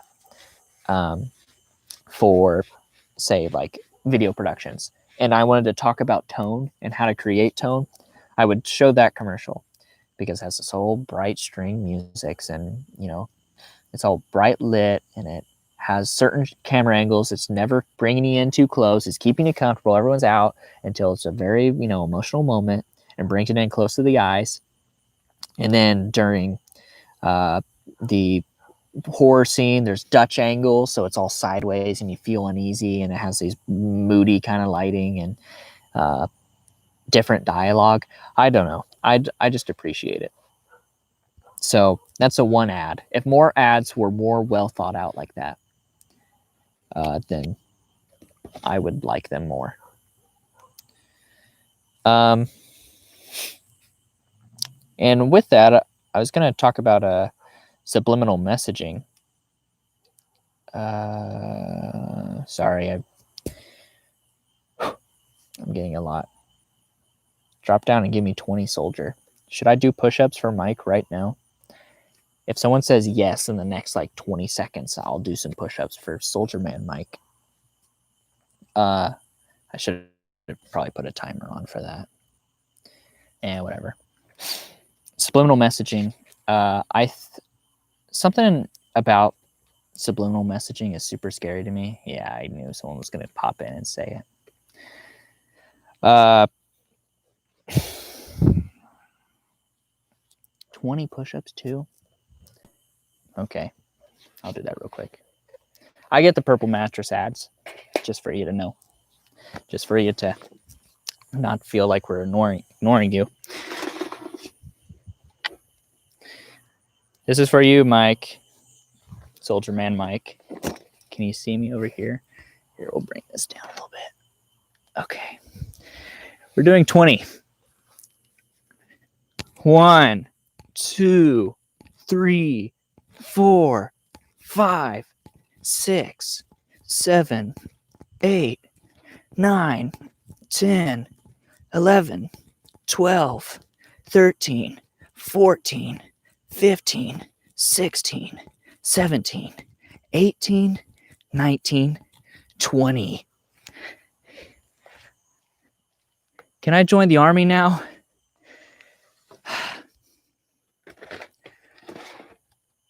Ugh.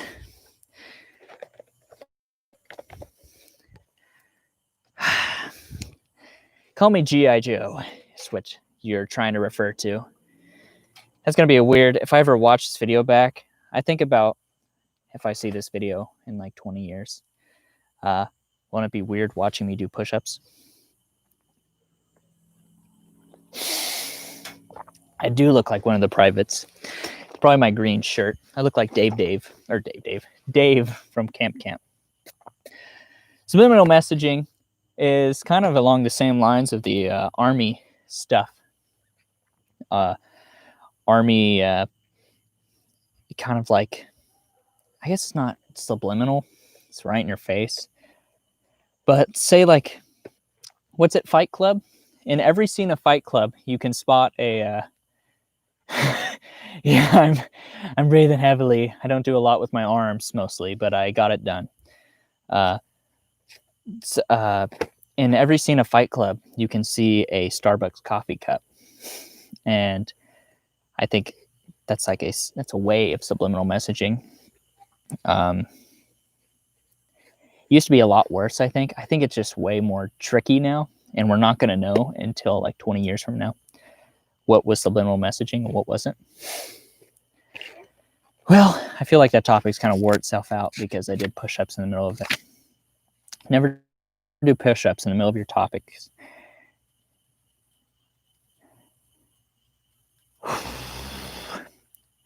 I'll come back to this one if I feel like it. Brought a tear to my eye, soldier. Subliminal messaging in music. If you're talking about the stuff that's like, if you play this in reverse, if you play Stairway into Heaven in reverse, then it will say, I love Satan. I don't think that's true. There's a lot of studies done about if you listen to them in reverse without hearing what people say it says, it sounds like gobbledygook and you don't know it. It's not words, but if you have subtitles, if you have subtitles, then it's a lot easier to see that kind of stuff because your mind fills in the gaps that don't make sense. Anyway. But yeah, my favorite one is if you play the Pokemon theme in reverse, it says, I love Satan, praise Satan. And it just sounds weird because it's little kids singing Pokemon. But I'm glad I made you proud, Soldier Man Mike.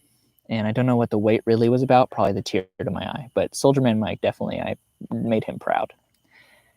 We talked about subliminal messaging. I'm going to go back to that one, and that one probably. Next thing I want to talk about is electric cars. I really want an electric car really bad. This is kind of going back into ads. There was this ad recently that my cousin sent me. It's that Mason Ramsey kid, the yodeling kid in Walmart. But he did a thing with Burger King, where Burger King is trying to R&D some things that make cows fart and burp less to release less CO2 into the atmosphere. Yeah, my dream car is a Tesla too. I hope that when I'm in my adult years that I'll get the Tesla and I'll it'll be like with autopilot. That's what I'm really looking forward to is autopilot. But I'm so anyway, we were talking about this Mason Ramsey kid, and they're trying to get less CO2 out of cows, because people are saying that the farting and burping of cows releases enough CO2 to affect our atmosphere. So other than, I guess it's a good thought. Like you could say, like we're gonna figure out how to make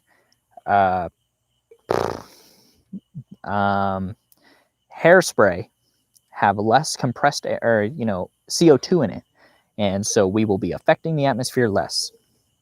Well, sure, that's going to help, but that's not the main cause of, you know, CO2.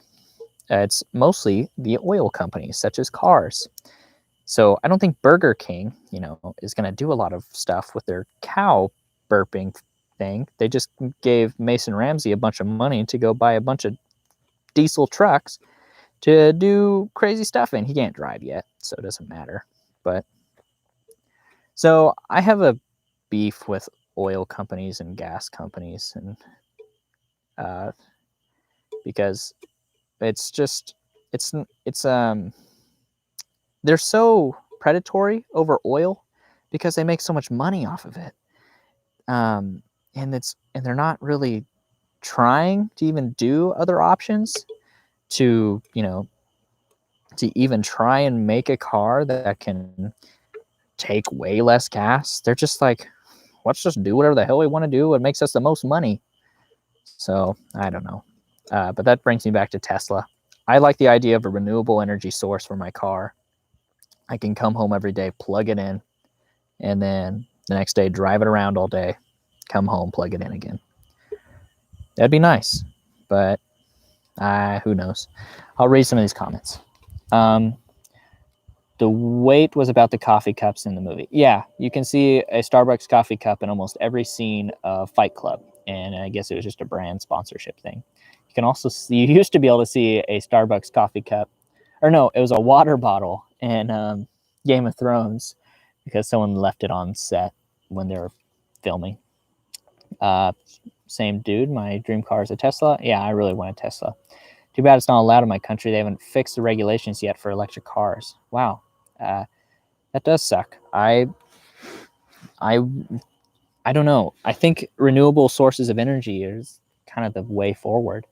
What if we turn the cow methane into energy, like putting them into factories, because that's what we do now, but make it into a power plant to, put in a power plant too. Food for thought. I think the problem with that is if you can find a way to convert CO2 into energy without it taking up a lot of resources or energy, then you will win like a Nobel Peace Prize, because that's literally our biggest. If we could take the CO2 out of the air and put it into something to make energy, or even to clean it, that'd be terrific. But I don't think we have a way to do that. Tesla, I love the smell of diesel in the morning. Yeah, I know you do. I know. It's fun. I drive a V8.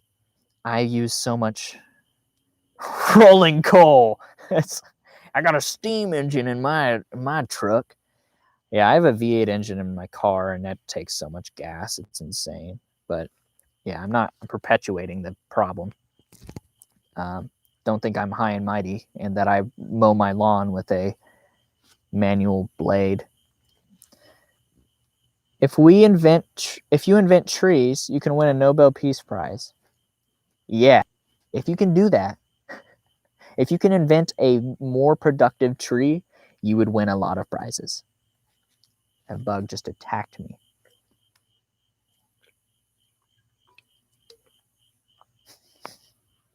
Yeah, Soldier Man Mike. How many years did you serve?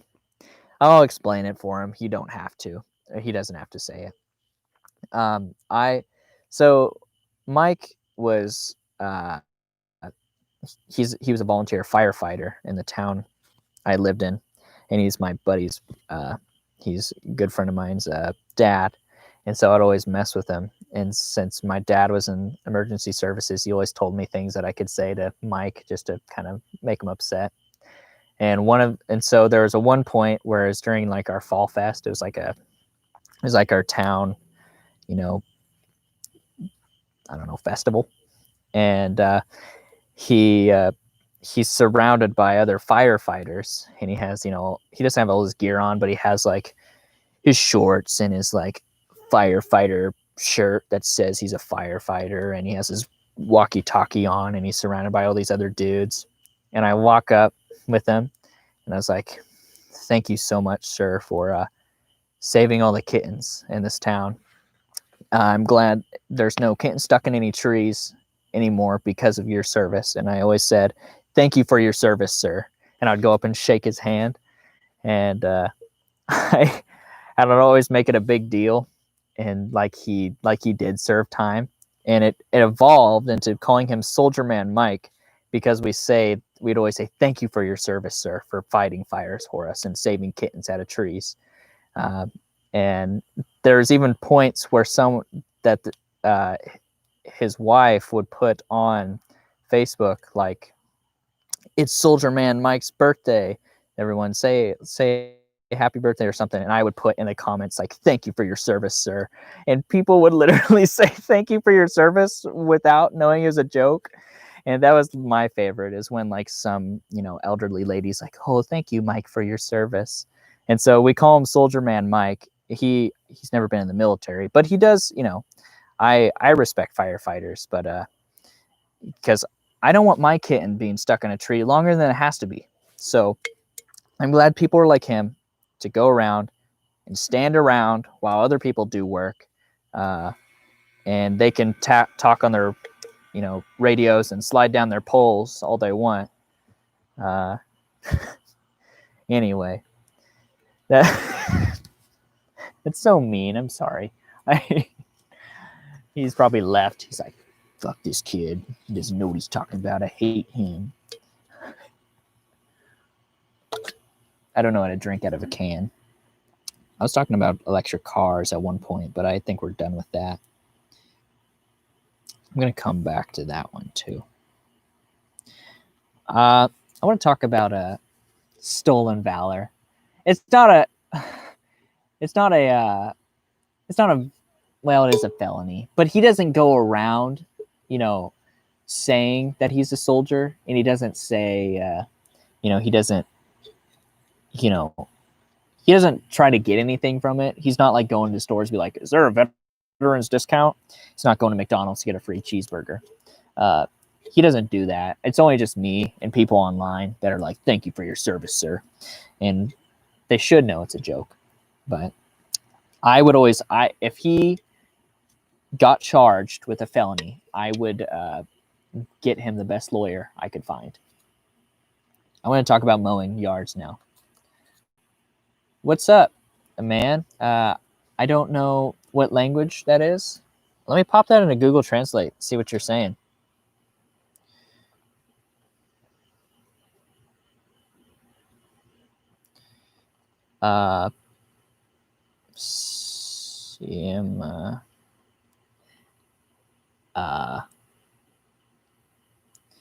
Pierre is sealed.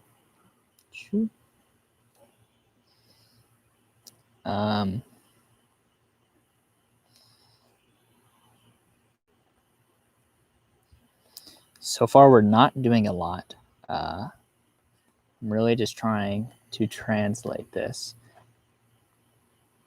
Are you Polish, bro? I'm not Polish, if that's what you're asking.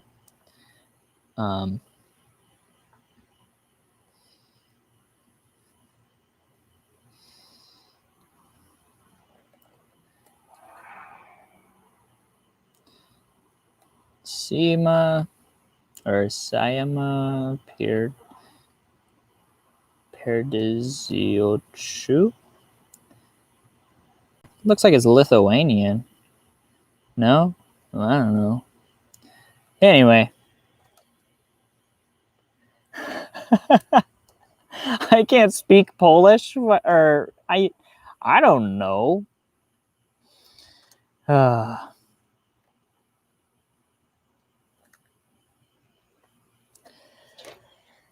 man. That's funny. I need to light this fire again at some point, but it is Polish. What does it mean in Polish, if you would enlighten us? I'm guessing it's something to do with a fart, now that we've... not everything is about you. Well, it will be about me if this person said something about a fart. Not a lot's up. Welcome to the stream. This is just me hanging out outside. We had a fire going, and I just talk about topics that I like talking about while we tell stories and just have a good time. Just chillax. I keep wanting to. It meant "What's up, fart." Thanks, bro. Thanks for joining the chat. I think one of the most therapeutic things you can do in life is maintain and mow a good yard, because as they say, the eyes are a window to the soul. I think that a yard is a window to a person's person. Because when you drive by a house and you see a crappy yard, you kind of think less of that person. But when you see like a really nice yard, I at least am like, that's a nice yard. I wish I was friends with that person. So I like yard work sometimes. I like figuring out how to make grass look better, and how to mow it a certain way, and to fertilize and water and test pH of soil and stuff. So I like taking care of this yard. I don't do a lot with it. I mow it. This is such a big backyard that if I were to even do anything, I would do it in the front yard, because this backyard is huge. So anyway, that's all I know. A lot of people have never mowed a yard in their life. Hey, good night, Braden. Thanks for stopping by. You're what a great supporter. I hope I talk to you soon. See you soon.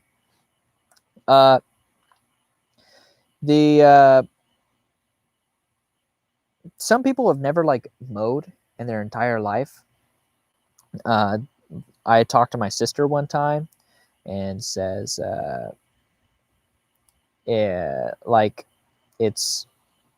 she's never had to. I don't know how that's even possible. I was taught how to basically do everything with a mower when I was like 8 or 9. So just recently I've had to do it for myself, but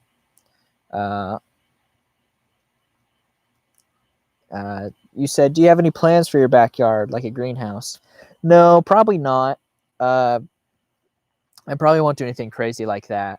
When I own a home that I'm hoping has a bit smaller of a yard, it would be nice to have a nice big backyard. Try not to have a tree in it.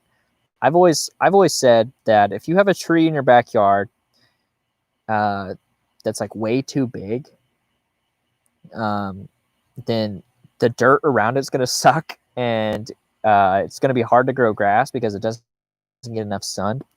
And so I would just like a nice backyard with like no trees, and you can just like make the nicest piece of grass. And my goal would be to be able to play a really good game of croquet on my yard. And in the front yard, I want there to be I want to have it so like people would feel bad for stepping on it, because you go by the sidewalk and then when you see nice grass and you like maybe have to step off the sidewalk for some reason, and you're like, oh, that kind of sucks. Like, I want people to feel bad for stepping in my grass. It's so good. But in the backyard, I just want it to be able to maintain a good, like, kind of golf kind of quality. So, you never mowed a day in your life. I get it. Some people, it just doesn't happen sometimes, and it just depends on what's going on and like where you live and what you do and like who's your siblings. I know one person I know, they just have so many other siblings that they've never had to do it. So I don't know. It's Jillian says, it's fine. It's like a slow go-kart, like at your great uncle's. How I never stopped on his grass or stepped on his grass. Yeah, I felt that too, because I always think that like when you're walking on a sidewalk, especially at like my college, the sidewalk's there for a reason. Stay off the grass unless you're doing something on it, like hanging out. But I think that grass is meant to be stepped on sometimes. I think grass is meant to be actually used and not just looked at. So my dad was a big stickler on, like, don't step on the grass, we just put seed on it. But there are some mowers that you can ride, right?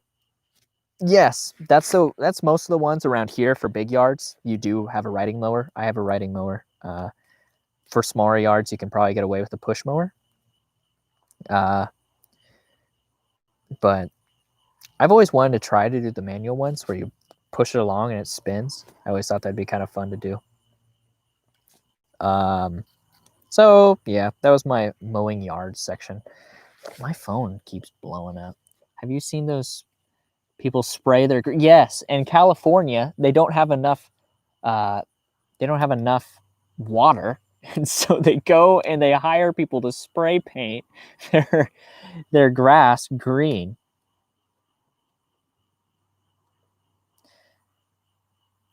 Oh man, yeah, I never would want to spray paint my grass, but I understand why some people do it.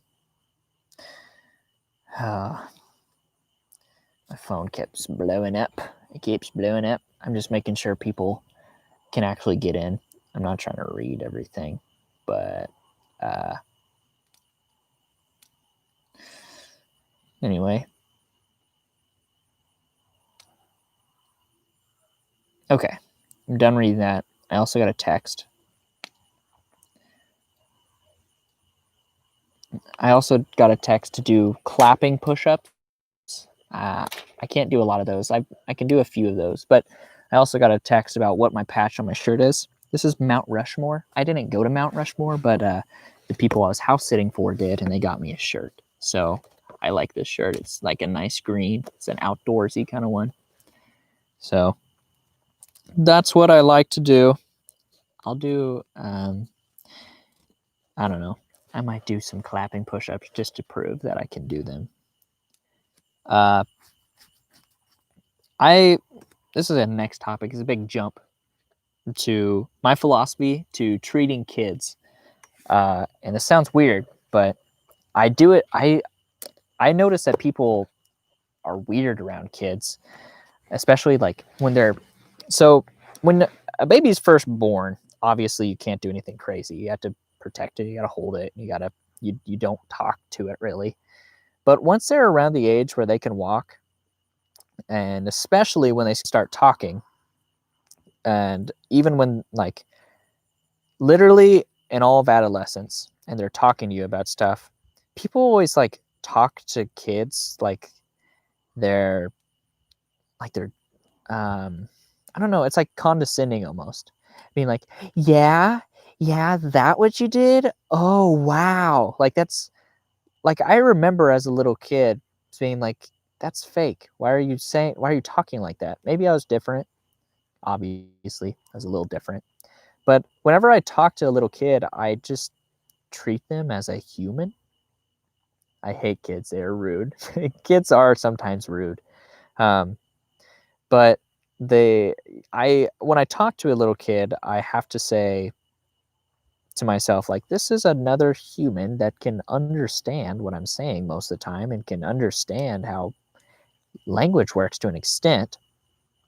Like, there's this one moment where I was around a little kid, and they're probably in like second or third grade, so they're obviously old enough to know what's going on. And I was with my sister, and she's a school teacher for high schoolers, and they asked if something was a bad word, and they said the word, and they're like, I don't know, it was some word. And they're like, is the F word a bad word? And my sister was like, yeah, it's a very bad word that adults use when they get upset. And I'm like, yeah, it's another word for like poop or something. and you shouldn't probably say it in public or around your family, but once you're older and you need to use it as to express your feelings very loudly, then you can say that word. And something about people being like, oh yes, something about that tone of where they get their mouth real like gesticulated and they breathe and they're like, oh yeah, is that what you're doing? Oh, that's so cool. Like something about that, I don't know. And I like to ask kids questions because they like to ask other people questions. So go, why, why? And I try to answer them, but I like to ask them why. And it always confuses them because they just tell meaningless stories most of the time. But some kids are annoying, and I have experienced a lot of annoying little kids. But I don't know. I think you should listen to little kids because they have an insight that most adults don't. Same dude. I think because they think the kids are stupid. You are a little different. Thanks, Jillian. Maybe it's just a non-threatening tone. I don't think it's not a non-threatening tone. Is just speaking. I think it's when you over-exaggerate it. Something about it just seems like it's demeaning to me, at least. I don't know. I don't like. I'll never be like, oh, what are you doing? Oh, that's so cool. I would just be like, hey, how was your day? What'd you do today? And hopefully they'd be able to say something. But I think we should listen to some kids more. We should listen to what they say instead of talking for them. Ooh, I don't know what the hell is in my throat, but so that was my. I don't have any kids, but that's just my theory on kids. I don't know. Don't take anything I say seriously. Next thing I've written down here is nostalgia culture. And we were talking about, okay, I'll come back to that once I read this comment. I remember having aunties like that. I think it's like their baby talk, but they're too old for baby talk. That's exactly right. I think it is a baby talk. And then they see you as a baby for the rest of your life. Anyway, a nostalgia culture. We were talking about 80s stuff a little bit ago. But each generation has like a nostalgic like show or a nostalgia culture, and you can see it with like how the 70s look back on the 60s and they remember that as a fond time, and how how the 70s look back on, I said the 60s, and then the 80s look back on the 70s with shows like that 70s show made in the 80s about the 70s. The 90s look back at the 80s with, now I'm blanking on shows. Damn it. That's good for me.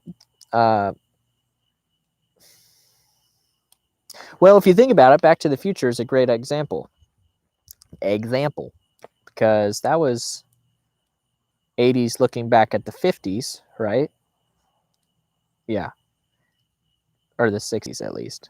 80s looking back at the 60s. Because yeah.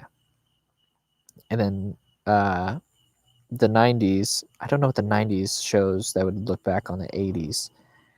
But then I can remember like Friends was one for like the 90s and the 2000s. But if you look now, we have kind of went back to the 80s with movies and whatnot. The biggest example is the hit of Stranger Things, that 80s nostalgia that a lot of us don't hold because we weren't in the 80s. That 70s show was made in the 80s to the 70s. Yeah, I meant the 90s to the 80s. But people, obviously, a lot of people weren't born in the 80s, but there's still like that sense of nostalgia and culture. I always think of the one girl that that says, I wish I was born in the 50s. And you're like, okay, housewife, go make a sandwich. They don't see the bad of the 50s, but they just like that style. I wish a guy would take me to the drive-in and pay for my meal at a diner, and then slap me around and blow cigarette smoke in my face. I don't know. Hey, Joshua Stotts, what's up, buddy? I feel like the generation is so diverse that we can be nostalgic about any period. And I think I think you're right. We can be nostalgic about any period. And I'm guessing when we're in like people who are 19, 20 now are in their 30s, we'll look back on the 2000s with nostalgia.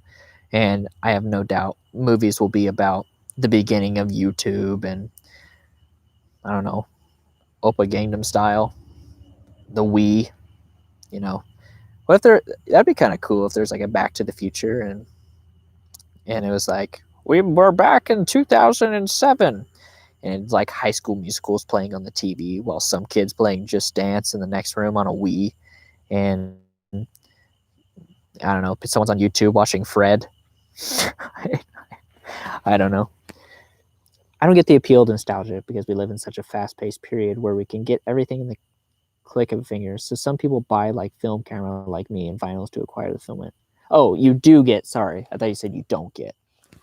Yeah, I experience the same thing.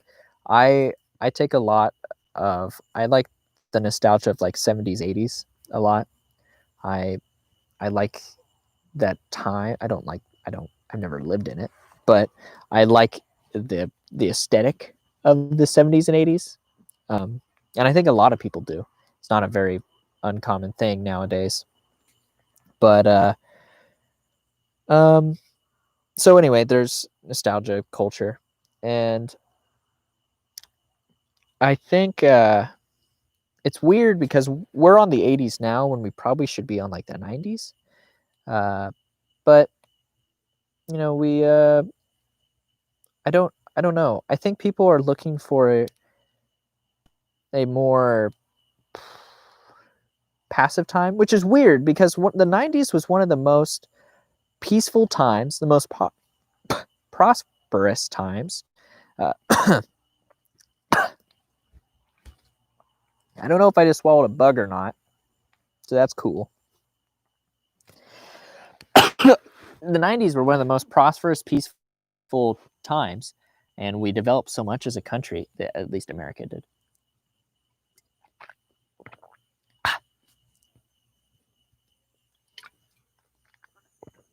The hell? I don't know what went down my throat. Nostalgia is a very easy way for creators to make quick buck. Yep, forced nostalgia is really popular in modern media. Definitely. That's what I see with Stranger Things the most. So anyway, and then also Michael said movie remakes dish that opinion. Oh, discuss it. I was looking back at my tweets the other day, and this has to do with movie remakes. And it wasn't a very well worded retweet, but it still holds true. That it was during the time of the 2018, I think, where all these movies were being made with they were being remade, and it was predominantly men casts and women roles, such as like the Ghostbusters, and that's the only one I remember from my tweet. And I think I said something like, I'm fine with the Ghostbusters being remade with women, but I want women movies made into men roles, because I think that'd be funny and it'd be fair. So I think I put, I want a remake of Mean Girls with called Mean Guys, or Mean Boys, something like that. Or what was the other one I put? What was that one movie, The Traveling Sisterhood of the Pants or some stuff? I don't know. I put something about that.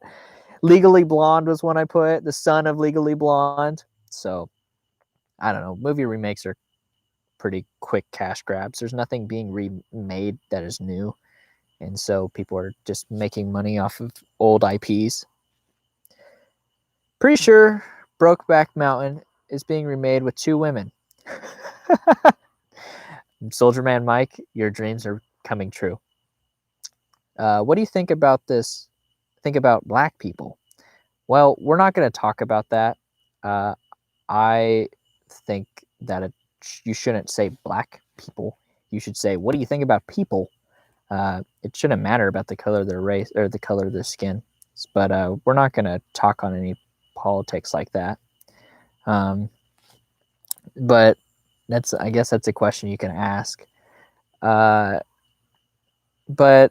I think that the nostalgia generation, episode 7 is basically a remake of episode 4. What are we talking? Star Wars. Yeah, definitely. They try to just copy the New Hope, J.J. Abrams, right? He was and I understand why. They were trying to get a modern audience into this series, and so they're just like, let's copy the first one. What's up, Mason? Glad you could join. So, you know, Star Wars is a good example of that, is that they didn't really do anything new with the IP. They just kind of remain stagnant. They didn't do anything revolutionary. The Last Jedi, was that was the second one. Yeah, the second one was directed by that other dude that they didn't have here's the thing. When I say directed by the second dude, all the movies were directed by separate people. J.J. Abrams did the first one and the last one, while this guy did the one in the middle. And you're like, what the hell? Why would you do that? Have one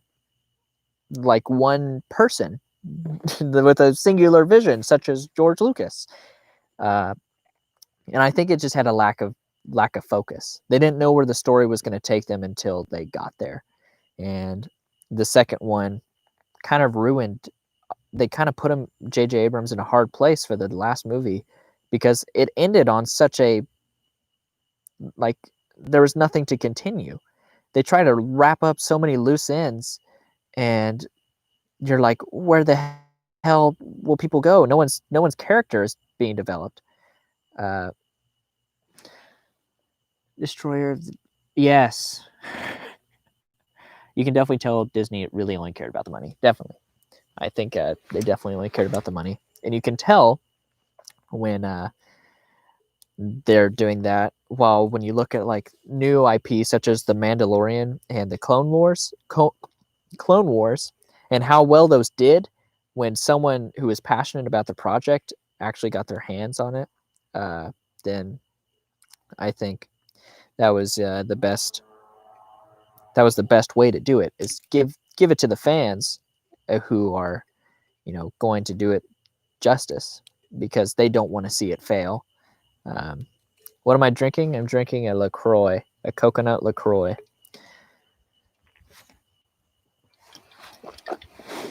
So anyway, I think after that, I was going to talk about what I'm nostalgic for.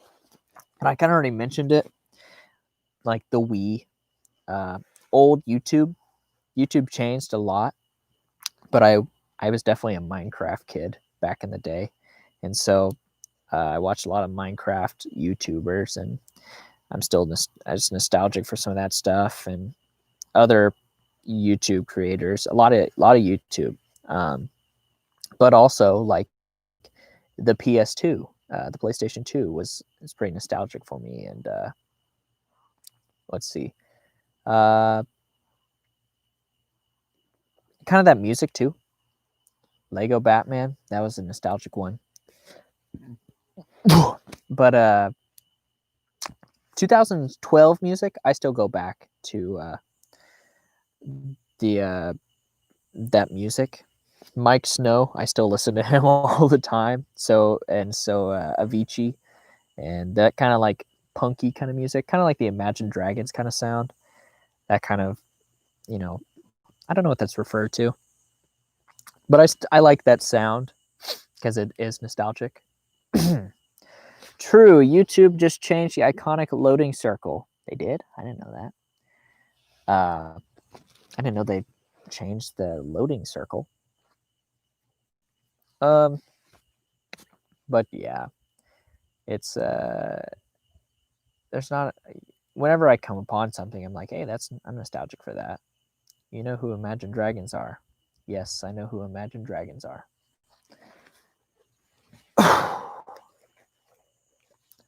See what else we got in here.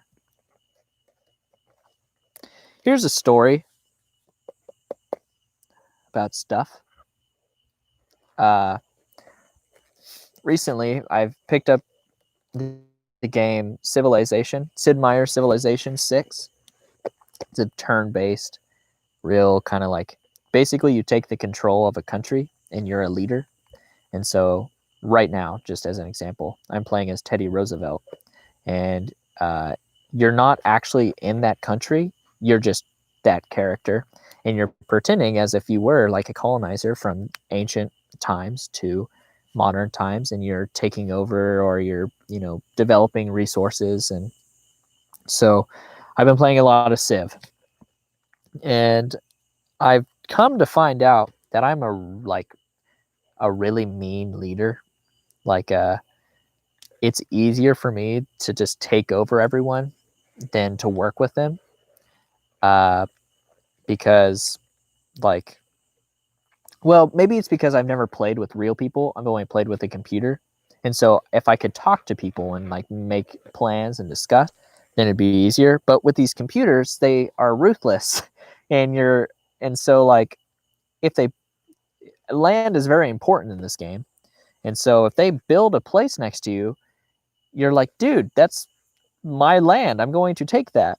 And but if you build close to them, they're like, hey, I didn't like that.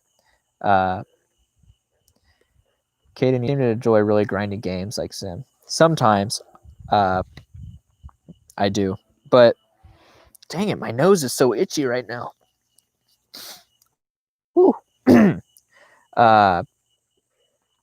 So when I talk with these, when I try to negotiate with these NPCs, it doesn't work out well. So I just go, well, then I'm going to take you over. And I just develop my military, and then I just pull an America, and I pull a Britain, and I go, and I just mow over the competition. That's what it takes, Caden. No mercy. Yeah, no mercy. So I don't know. Maybe I need to get a bunch of people to play with in real time, because it would be easier if we were all in a call, and it could be like, hey, manifest destiny at its finest. I like most of your quotes. That's but if I could play with people that I can talk to, and I could be like, hey, Spain, let's team up against Montezuma. And then they'd be like, okay, and we'll share resources, and we'll do this. We'll have supply lines running to each other. That'd be fun. But right now, I kind of feel like it's me against all the NPCs, and so I have to mow them over. And there's multiple ways to win. You don't have to take over everyone. The way you can win through developing your science the most, and developing your space program. You can win by it's called a culture win, where you have so much world wonders and certain things that people your culture is so high. It would kind of be like America, how if they got a culture win, it'd be that every other country watches American TV and American movies, and they have American products. That's basically a cultural win in the game. There's a religious win, where every single country has your religion in it. And then there's a domination win, where you take over. No other country has their original capital. And I've won through science and conquest, or whatever it is. So I've yet to do a culture or a religious win. I went for a religious win last time, and I got destroyed. Yes, you got on the Epic Games Store. Yeah, that's what I played on too. It's free that one time. I would totally play with you, man. That'd be awesome. We gotta find some more people to play, but I would totally play with you. So yeah, uh, I enjoy the game because it's kind of like, I don't know.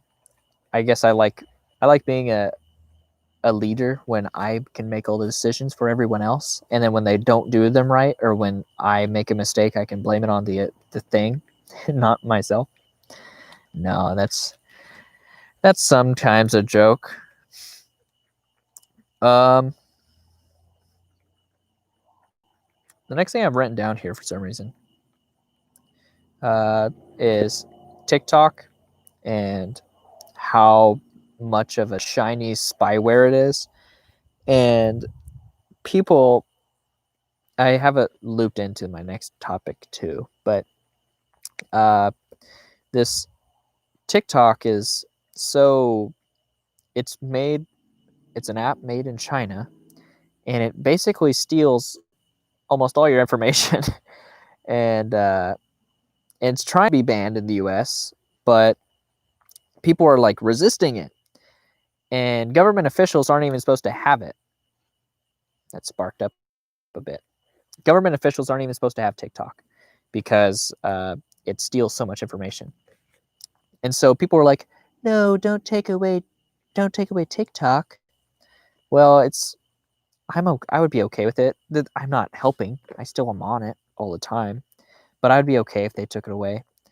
But it's just insane. Like government employees can't even have TikTok because of their status as government employees. And so it's trying to be banned here, and I think that would be for the best. Just have a U.S. company make the same format. It can't be that hard, I would hope, but I don't know. But on top of that, so people are trying to, make sure that that TikTok doesn't go under. But I equate that, or like I see a comparison of that with people in like businesses, especially in the US. I don't know about other places, but like when a business is going when a business is going under, uh, it's I I see so many people try and like save that business. They're like, let's do a Kickstarter so Billy's Bistro can stay open for another month. If the Billy's Bistro isn't doing very good because no one goes there, why are you perpetuating the problem? Why are you keeping them open another month? I saw this drive-in movie theaters. There's one in Kansas that people all die for, and it's the Starlight Drive-In. And people are like, "Oh, like I'm so nostalgic for that place." And supposedly they got screwed over pretty bad. The owner stole money and all this BS. But when people, if you don't go somewhere enough, like, I don't know, people are like, I haven't been to the drive-in in 8 years. And they're like, we should keep it around because it's so nostalgic. You don't go there. So do you want to just keep it as like a museum? If you don't go to somewhere, I don't know. If there's not enough people going to do something, then I don't think we should try and bail out these businesses. I don't know. That's kind of, I worry about that with movie theaters too. I have a feeling that the government, like AMC, asked the government for a government bailout because they were going bankrupt because of all this coronavirus stuff, and that people weren't able to go to these movie theaters. So I think movie theaters are probably going to go to the wayside, such as drive-in theaters did. Josh Stotts asked, do you think that Vine is better than TikTok? I like TikTok a little better just because of it has a longer format. You can have longer videos. I don't think I don't know. I didn't really enjoy the 7 seconds. Sorry. I think it was 7 seconds, right? Or it was 6, something like that. I think it was an easy consumable content. Sit through 7 seconds, buy it. 7 seconds, buy it. But I like the idea. I need more time to develop an idea than 7 seconds. It made you think quickly. It made you, it really pushed your creativity. But for, what I like to do, I make, it was 6 seconds, says Jillian. I like to make longer formatted videos. Not longer, but if I were to create a story or a bit, I would want it to be more than 6 seconds. And I think TikTok has a pretty good time frame. It goes 15, 30, 60, something like that, right? So, and I think it seems like it has a pretty good algorithm. People are put into things they enjoy and things they find funny. So, I don't know. I like the idea of TikTok as long as it isn't giving away my information to a foreign country. Yeah. Well, that was kind of the end of my main topics. I had some stuff in here. I don't know if I really want to talk about it because it's kind of deep. And sometimes you just don't feel like going into like deep conversation, and I can always save them for next time. Sometimes you just feel a little different. And you're like kind of how I wrote most of these when I had a headache and I felt a little ranty. And I think that's where some of these came from. But did I not talk about something else? Yeah, I didn't talk about that. But I can always talk about more stuff. I'm going to light this fire, and then hopefully when I sit back down, we can talk about something else. I got through all my topics pretty well before 11:16 last time. It was like 10 when that happened, and I had like 2 hours of doing nothing. So let's see if we can get this going.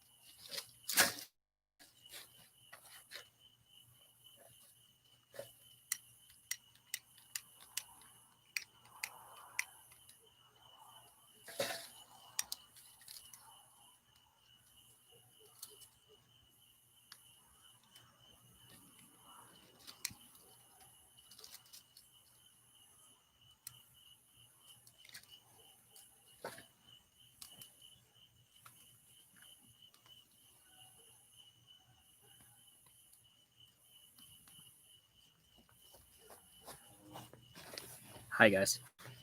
I need this light real quick.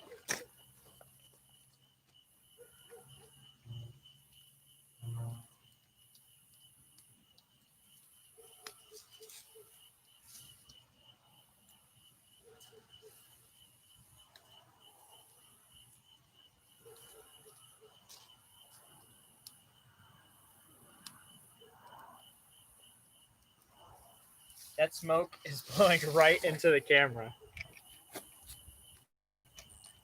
Oh, man. That's good. It looks like a vape store in here.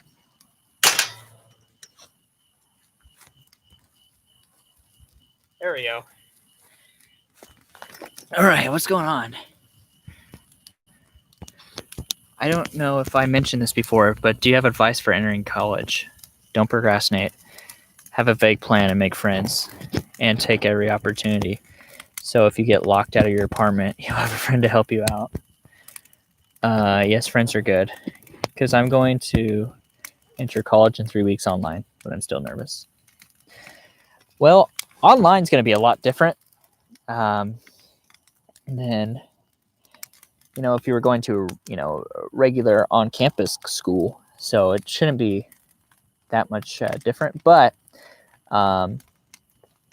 if I actually have a video on my channel, I think it's called Mrs. Dalblin Facts, and it's for my sister. She's a facts teacher which is family and consumer science. And it's kind of like a new version of home ec, if you've ever heard of that, but it's just like life skills. It's a really good class.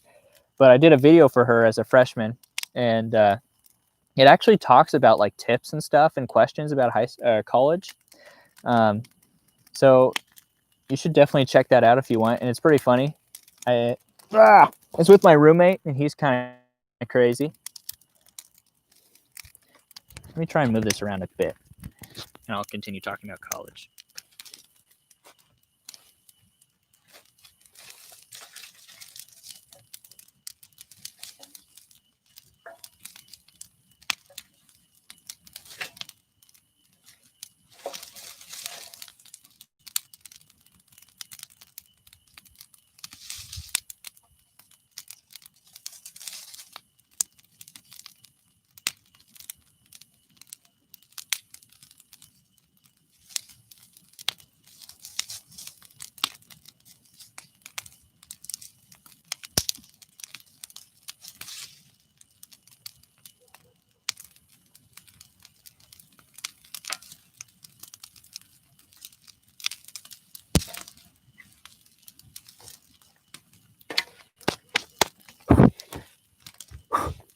There's ash getting everywhere.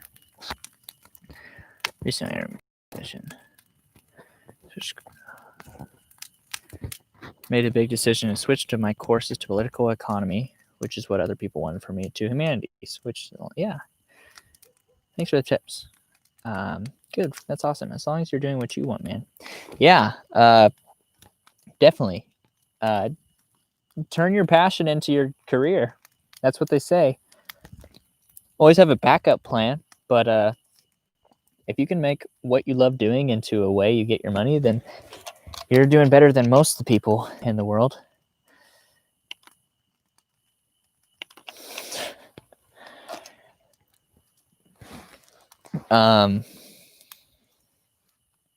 Yeah, I'm only a freshman in college, so I can't be like, yes, do this and do this. And I don't know how the Philippines work exactly, if that's like if that has anything to factor into it.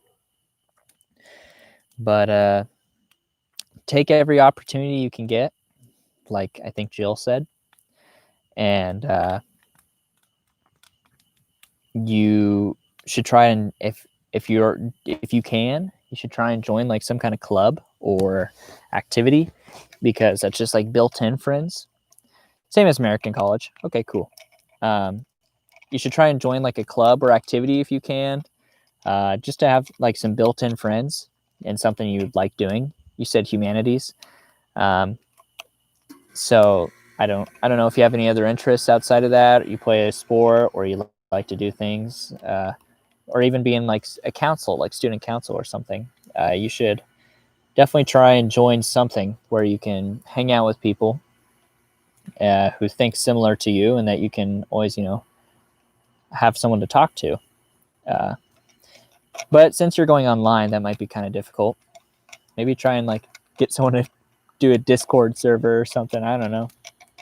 But there's nothing to be nervous. You seem like a pretty smart guy, and I don't think you'll have any trouble. I think it will be. I think you'll be just fine.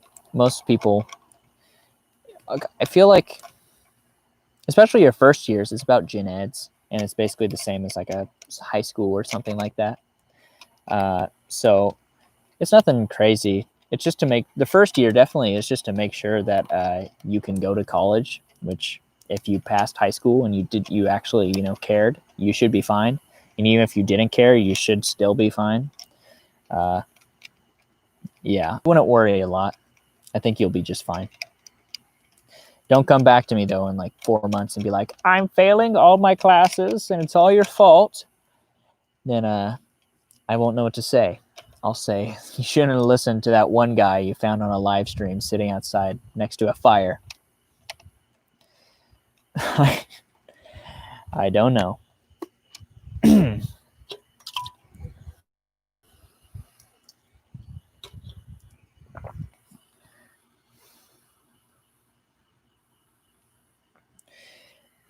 The fire. The Pacergram fitness test is a multi-stage aerobic capacity test.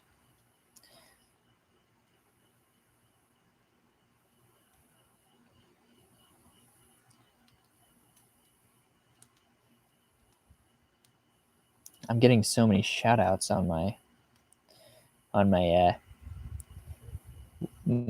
Snapchat. The fire is actually lit for once. Yeah, of course. I'll do a clapping push-up just to show that I can, just to liven up the audience. This is worrying me. I'm going to take this off in case I get crazy.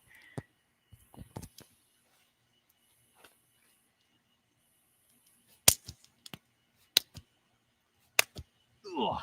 Woo. The first one was the best, but it got worse after about 2. So I can't do 20 of those.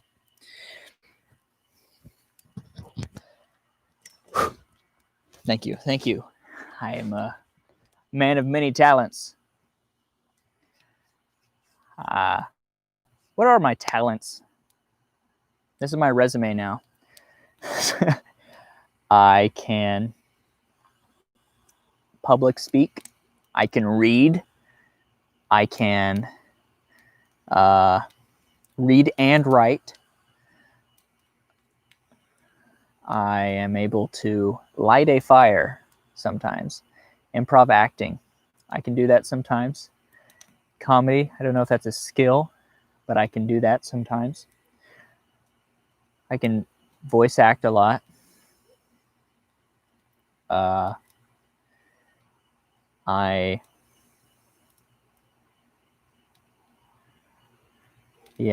can do a lot of impressions. I'm not going to say most impressions, and then I find that I can't do one that someone asked me to do.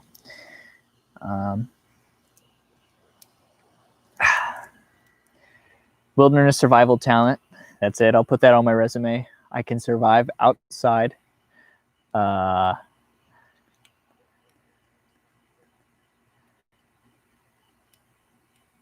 Clock.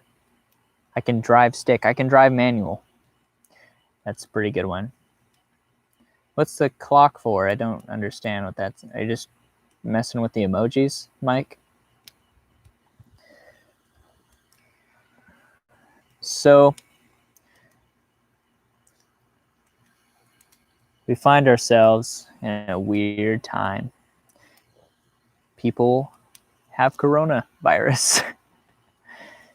The weirdest thing to me is when people say, oh, it's 11:30. Why? Yeah, I know it's 11:30. I don't know. I'll see how I feel. If we have a good conversation going or something, I might stay past 12. And I also have these logs to burn, so you guys don't have to stay that long.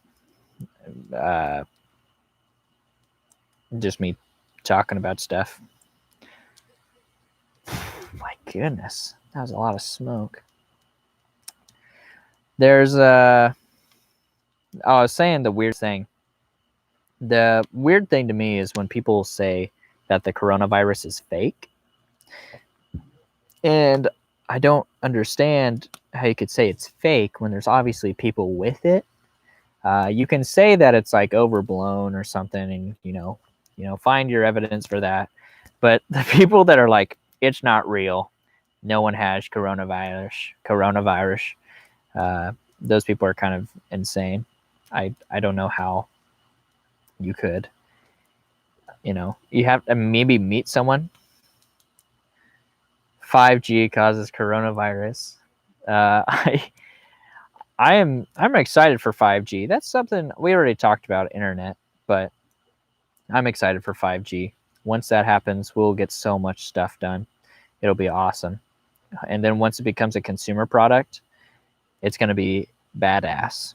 We are going to be able to process so much information. Your phone is going to be like a little supercomputer. It's going to be insane. The next step, by 2030 or something, they have to develop quantum computers because we can't fit anymore onto a capacitor, or we can't make a capacitor smaller or something like that without getting into quantum physics, And so we'll have to make a quantum computer. I'm pretty excited for that. That's gonna.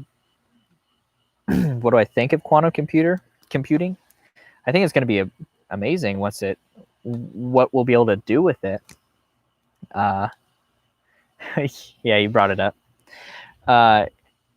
I I think I worry about sentient AI a lot, which is a very sci-fi thing to like worry about, but it's something we should maybe pay attention to, because there's like a hypothetical story that I remember reading that freaked me out, of that an AI gained consciousness and it was given the single task of helping humans, and we're supposed to feed the information to it, and it asks just to have internet access, and it was able to, and mistakenly they gave this AI computer internet access, and the next morning seems like nothing's really happened, but then everyone starts coughing and choking and everyone dies. The entire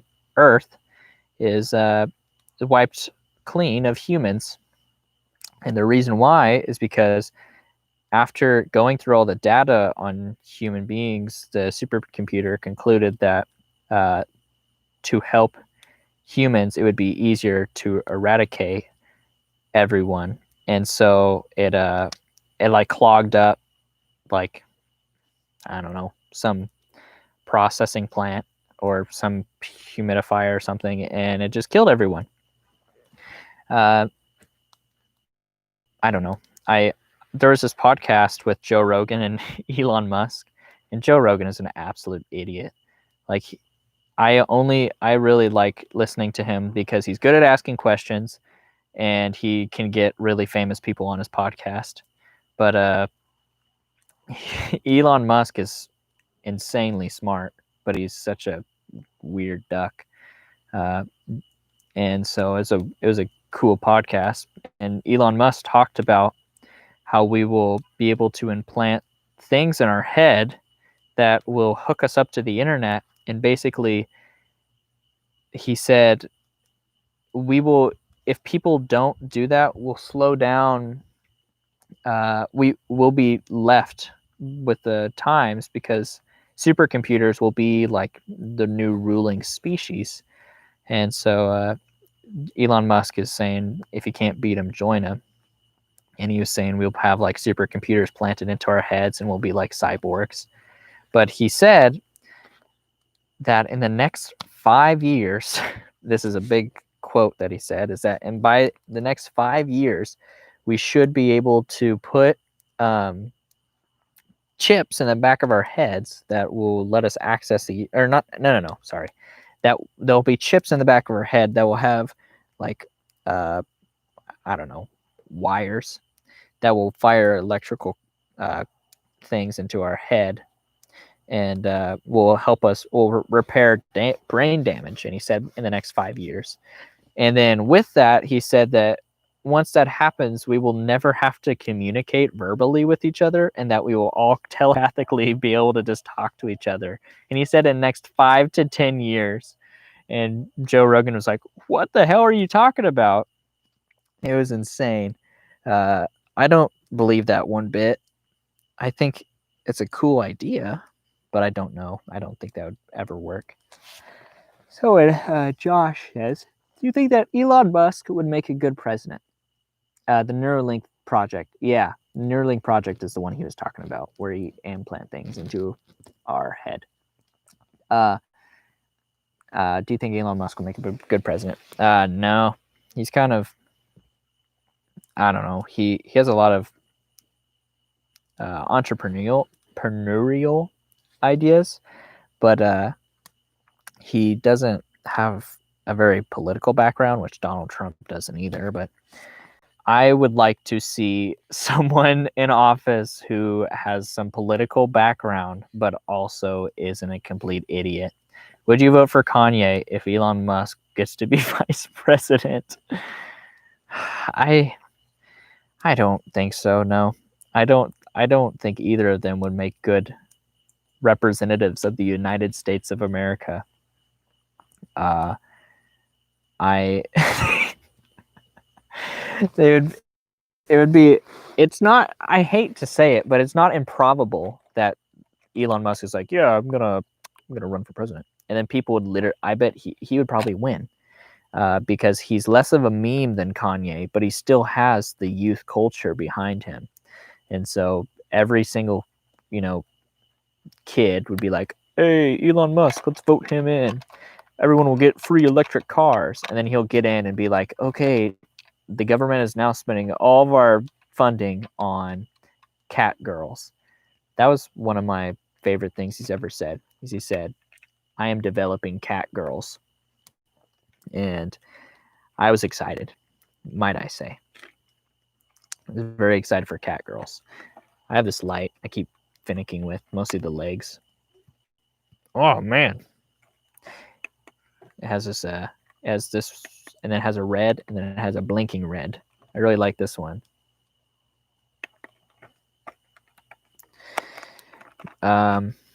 Yeah, America's kind of insano right now. So I don't know what's gonna happen. I don't think anyone does. Who do you think would win? Who do you think is gonna win in November? I don't have any horse in the race, so I'm gonna speak purely on speculative fact. And what I'm going to say is that most Democrats don't like Joe Biden anyway. And the only people that are trying to vote for him are the ones that say, well, at least it's not Donald Trump, which is the stupidest argument. What's the point? Anyway, I think that enough Republicans are okay with Donald Trump. And I think the Republicans are just going to be like, yeah, get Donald Trump in there again. And then there are not enough Democrats are going to vote for Joe Biden. They're going to throw their votes at some third party or something. And Donald Trump's just going to get reelected again. I can already see that. Joe Biden, Trump is Trump, and Joe Biden has dementia. Yeah, I love making fun of Joe Biden because he has a neurological problem. Like I want a president that can coherently speak. Donald Trump is an absolute idiot, and I don't like him, but he is our president right now, and I think America could do better. But if it was a choice between Joe Biden and Donald Trump, then I would say Donald Trump, just because he's already been in office for 4 years. He could at least get some policies out the window, and then whoever comes around next year, we're just going to bulldoze that anyways. Bernie 2020, I don't know. Bernie too. Bernie was absolutely insane too. His ideas were so crazy. Like free college, that wouldn't work. No one could get free college. Saw a guy with a shirt that said, you're either a Democrat or a patriot. You can't be both. Yeehaw, partner. That was stupid. That's like a Trump bumper sticker. I really got sad when Bernie didn't win Super Tuesday. I was watching the count while I was in class. Bernie is definitely like a meme, but I would never want to see him as president. He's his policies on like our economy mostly. I agree with some of the things he says, like healthcare and some other foreign policy stuff, because he's a Democrat. Obviously, he's going to be on, we should be nice to other countries. But his main platform of him doing the educational thing, I don't want to get political on the street today. We had too much. Yeah, I know. I'll stop after Bernie Sanders. I just gotta. I don't know. I have nothing else to talk about. So Here's where it comes out. Bernie Sanders' platform on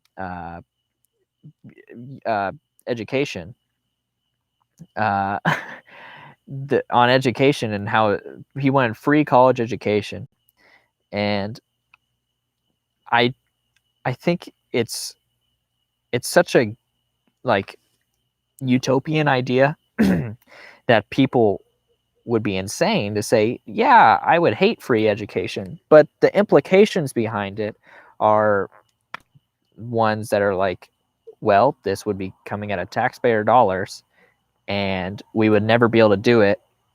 And what about the people who have millions of dollars of student debt? And what happens if you get free secondary education? Or would it be like free healthcare, where it would be you get a base secondary education, and then if you wanted something more prestigious, like go to Harvard, like then would that mean something different? I don't know. Maybe you have to test to go into more prestigious schools. I guess that would make sense. Maybe you would test to go to like Harvard or something if you don't get but you can always go to like a little university. But the money, I can't see where the money would come from. There was who was that one chick running? She was an older lady. I remember all the Democrats were having all the rage about her. She wanted to have the 2-cent tax on millionaires. That's not a bad idea. After you make so much millions of dollars, you get 2 cents taken off of every dollar you make after like your millionth dollar. That's not a bad idea. I believe fully in that you should, if you work for your money and you're an entrepreneur, that you should be able to keep your money as much as you can. But I think you have to stimulate the economy. What do you do with all this reservoir of cash? You should try and buy stuff with it at least, and like diversify it, other than buying like Porsches all day. We have a free tuition law here in the Philippines. It's covered 120 universities and colleges and 78 local universities and colleges nationwide. Have a wonderful night, Caden. Are you going to bed, Josh? Good night, Josh. I'll talk to you later, man. Free tuition law here in the Philippines covers 112 states, universities, and colleges, and 78 local universities and colleges nationwide. Do you know where that money comes from? I don't. I'm not trying to like get a gotcha moment. I would just like to know how that works. If that comes out of the taxpayer dollars, and how much does that actually cost? Whose pocketbook is that coming out of? Night, Josh. Have a good night.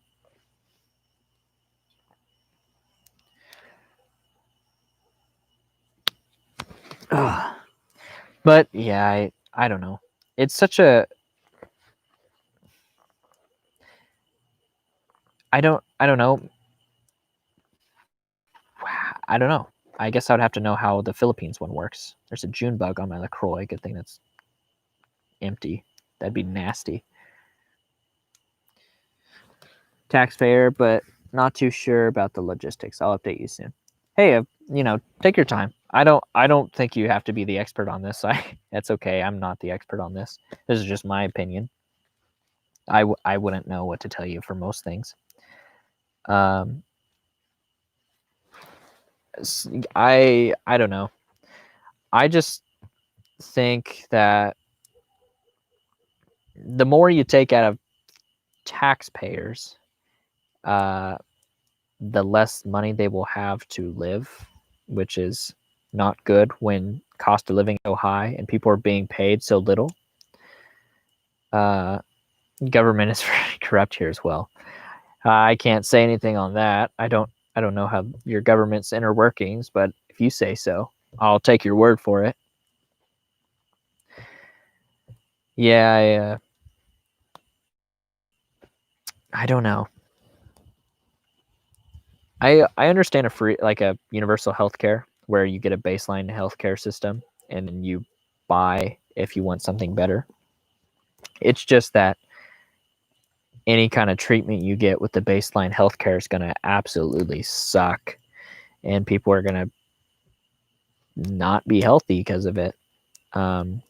It'll be helpful for people who have minor injuries and whatnot, but if some homeless person has a rare disease and they need treatment and they get their universal healthcare package doesn't have a very good treatment for it, then you're kind of screwed anyway.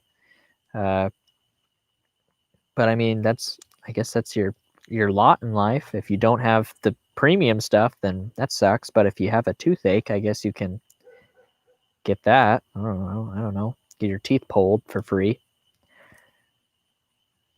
Well, if you're homeless, I guess you're not paying a lot of taxes, huh? So you're that's the thing. Welfare, it's kind of like the feed a man a fish. If you give a man a fish, he'll eat for a day. If you teach a man to fish, he'll fish for the rest of his life. If you give people who are in poverty money, they will eat for however long they have that money. But if you teach people in poverty how to make money and give them jobs to have better lifestyle habits and do better for themselves, then they will eat for a long time. That was the longest proverb ever. But I don't know. I think we perpetuate poverty when we give these poor families money that they don't like, that should probably go into programs to let them help them get jobs, or to obviously help people if they need help. That's the main thing. You shouldn't be like, if someone's starving, you shouldn't teach them how to distill water. Give them some food, but then help them. You'd be like, hey, there's this job here, you could apply here, you could do this, you could work here, you can get some cash here. But if you're just not doing anything, how about we talk about the topic of love? So we can move out of politics. What about love? What about love do you guys want to talk about? Because I don't know anything about it. I think we should all love each other.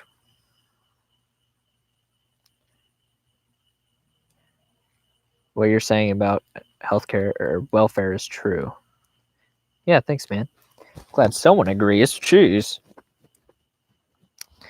I keep saying I keep catching myself doing it, and I can't take it back after it comes out of my mouth. Love is a good topic. And you have a woman's option. What? I don't know what a woman's option is. There it is. I need to like flick myself every time. I think people should love each other and not go to war. That's my hot take. You don't have to agree with me, but I think we should all love each other. A woman's opinion?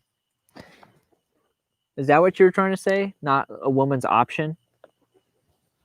I was so I was so far back that I kind of blurred the T and it looked like an I, and I was like, opinion. Here's how to score any chick. Here we go. This is the Caden Runnalls guide to the ladies. You walk up confidently and you say,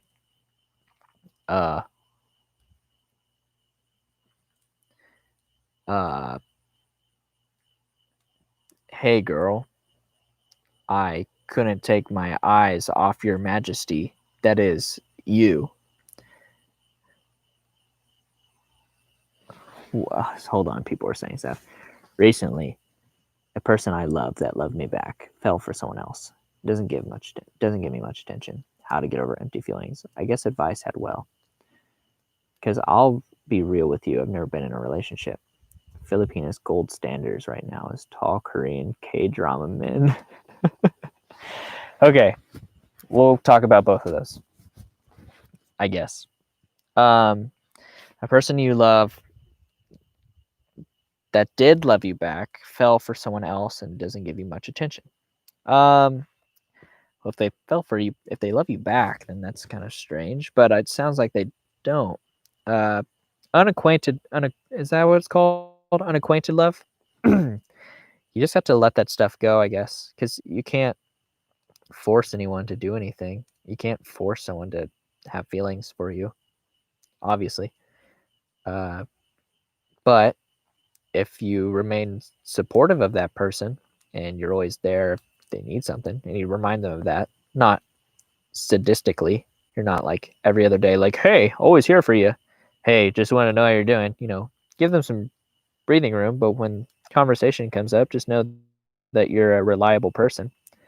And maybe that'll come to help you. Good karma. Advice. Girls like attractive people and money. You can be the most ugliest person in the world and have money, and girls would love you. I don't know. It's definitely all based on how you act around women and how you treat them. And Jillian said no, but I will disagree. I know more about you than women. Okay, if you either are hot or you have a lot of money. That's it. That's the only two ways. Nice guys finish last is what I will say. Be mean to people. Don't do that. For me, attractive, no money equals no. Guess I'm fucked. No, I'm kidding. You don't need to be. It's hard for me because I don't know what I'm talking about. And for me, it's all to do with making someone laugh or just making someone feel comfortable around me. And so I haven't been trying to get people interested in me, but I find that the more confident you are while not being, like an a-hole, being confident enough, and also knowing like your self-worth, like never putting yourself down. But for me, I think it comes a lot to do with like a fake act that I put on, where it's like, I like to call it the ignorant, the pompous idiot, where you think you are the best at everything, but you obviously play up some stupid things for the role. And I do that all the time. And I think I've always said that if you can make them laugh long enough so their eyes are closed, then they won't see how ugly you are and they'll date you. And that's been my experience. Yeah, there's confidence and then there's being cocky. Yeah, Jillian, we don't need your opinion, woman. Wow. No, we appreciate it. You have to be confident, but you also have to know when you have to be self-aware, I guess, because if you're kind of like a needy, overbearing person, that can sometimes not do very well when talking to someone. But if you are, if you are and callous and you are unemotional, that's also not very helpful. So I I think you have to find a happy medium of where you can have emotional thoughts and feelings while also still remaining uh, confident, cool. You know, uh, if you want to. So I don't want to, the the uh, the men kind of, I don't know, I don't. It's not patriarchy, but it's the role of men in society, right? That's patriarchy, right? Anyway, uh, I don't want to perpetuate it, but men are usually supposed to be the kind of the rock, or the the provider, the one who is like the protector. But also, I think women have come to the point where they don't want some this macho man meathead that doesn't talk about things. They also want someone who is able to talk and have emotions and connect with them emotionally. So I don't know. Uh, we're giving Jillian. We're giving women advice for men. This is the thing. Men are so starved of any kind of like any kind of compliment or anything nice, that if you compliment a guy that you like, they will take that with them for like the next few months, and you now have control of that person. uh, Guys are a lot easier um, to please most of the time, as long as you're not like dictating what they can and can't do, and you know you're not changing a bunch about that person, then no one really cares. Like, they don't care. That's where I think, I know we're getting into dangerous territory here, but if that's why when a guy has a lot of sex, he's like a bro, he's like a Chad, and then when women do it, they're called sluts. And I think the reason why is because men have to try so much harder to be with a woman, because it's so much more complicated and so much more difficult. While if it was the other way around, then if like there's that really popular video of that chick who's like pretending to be a guy at a bar, but she's flirting with a guy, and she's like, damn man, you're so strong, you look so strong, let me take you home, let me cook for you, let me care for you. And the guy's like, really, you'll do that for me? And he, like, they're putty in your hands if you're if you're the one approaching. So I don't know. I don't it's I think what right now does women in is dating apps, and they're just kind of objectified on dating apps. While if you want a serious relationship, get off the dating apps and go talk to real people, and find guys that are actually interested in that. I don't know. A few simple compliments. Sometimes. Uh, I don't know. It's like the dating apps are height supremacists. Yeah. A lot of that's another thing. Sometimes it kind of is about genetics, but your day will come when your body type will be the newest fad or trend.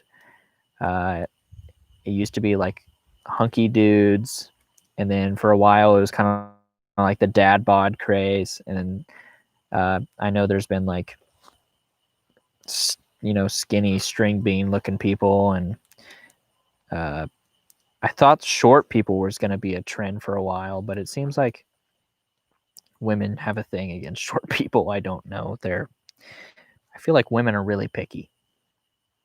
And so, yeah, I don't know. I can't say anything because I'm a guy who doesn't know what the hell he's talking about. Who's sitting outside by a fire. Dad bods are in. That's what Michael says. Big butts are still in, right? I don't think guys have phases of what they like. I think they're like, they see a woman and they're like, yes. There's no phases with men. I guess, well, there sometimes is. In the, it kind of fluctuates, but there's like the Renaissance woman who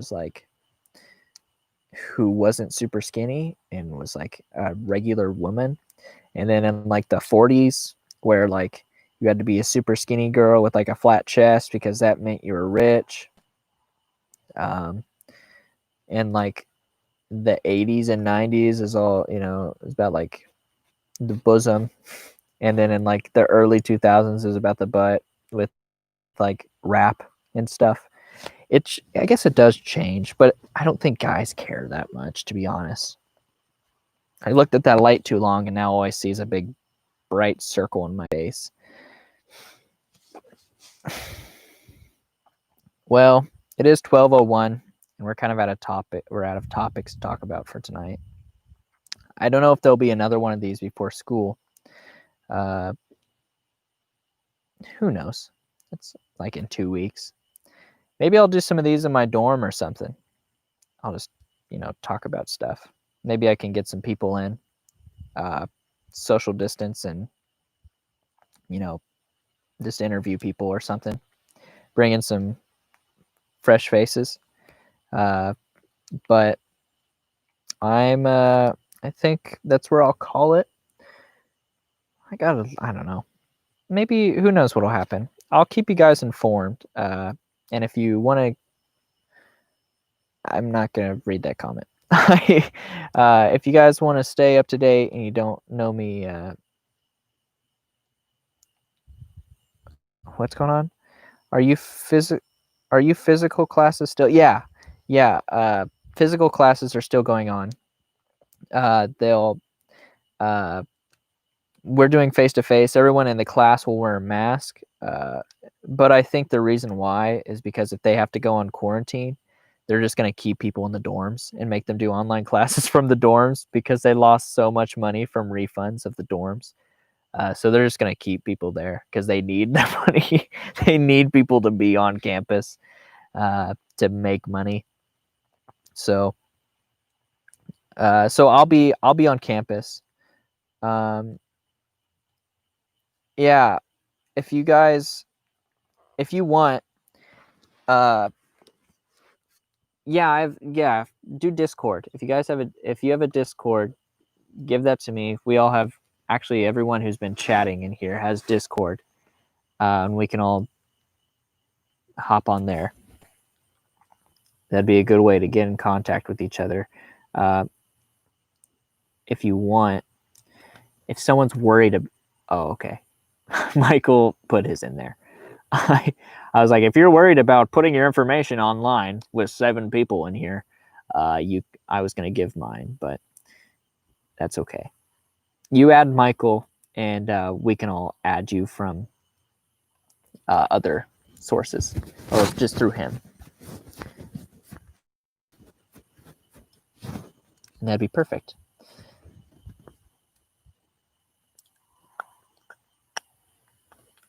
Okay.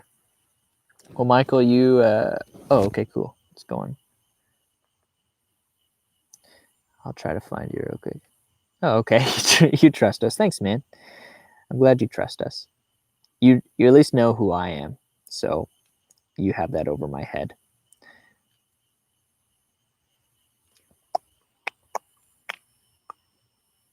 Whoops. 1, 4, 1, 2.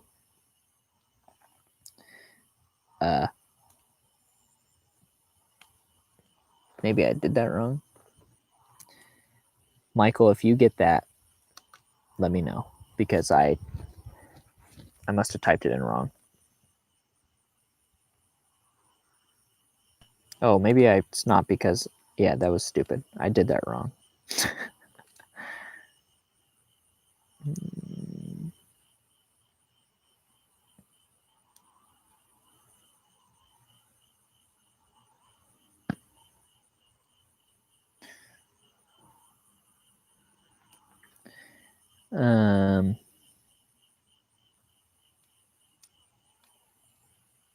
Well, still cannot seem to figure this out.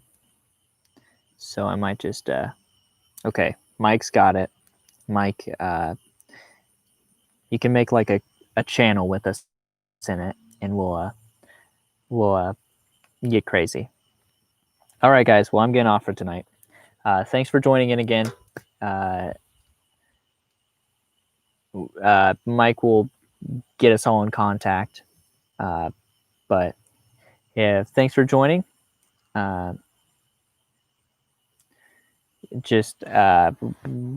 talk to you all soon, hopefully. And maybe there might be another campfire one day.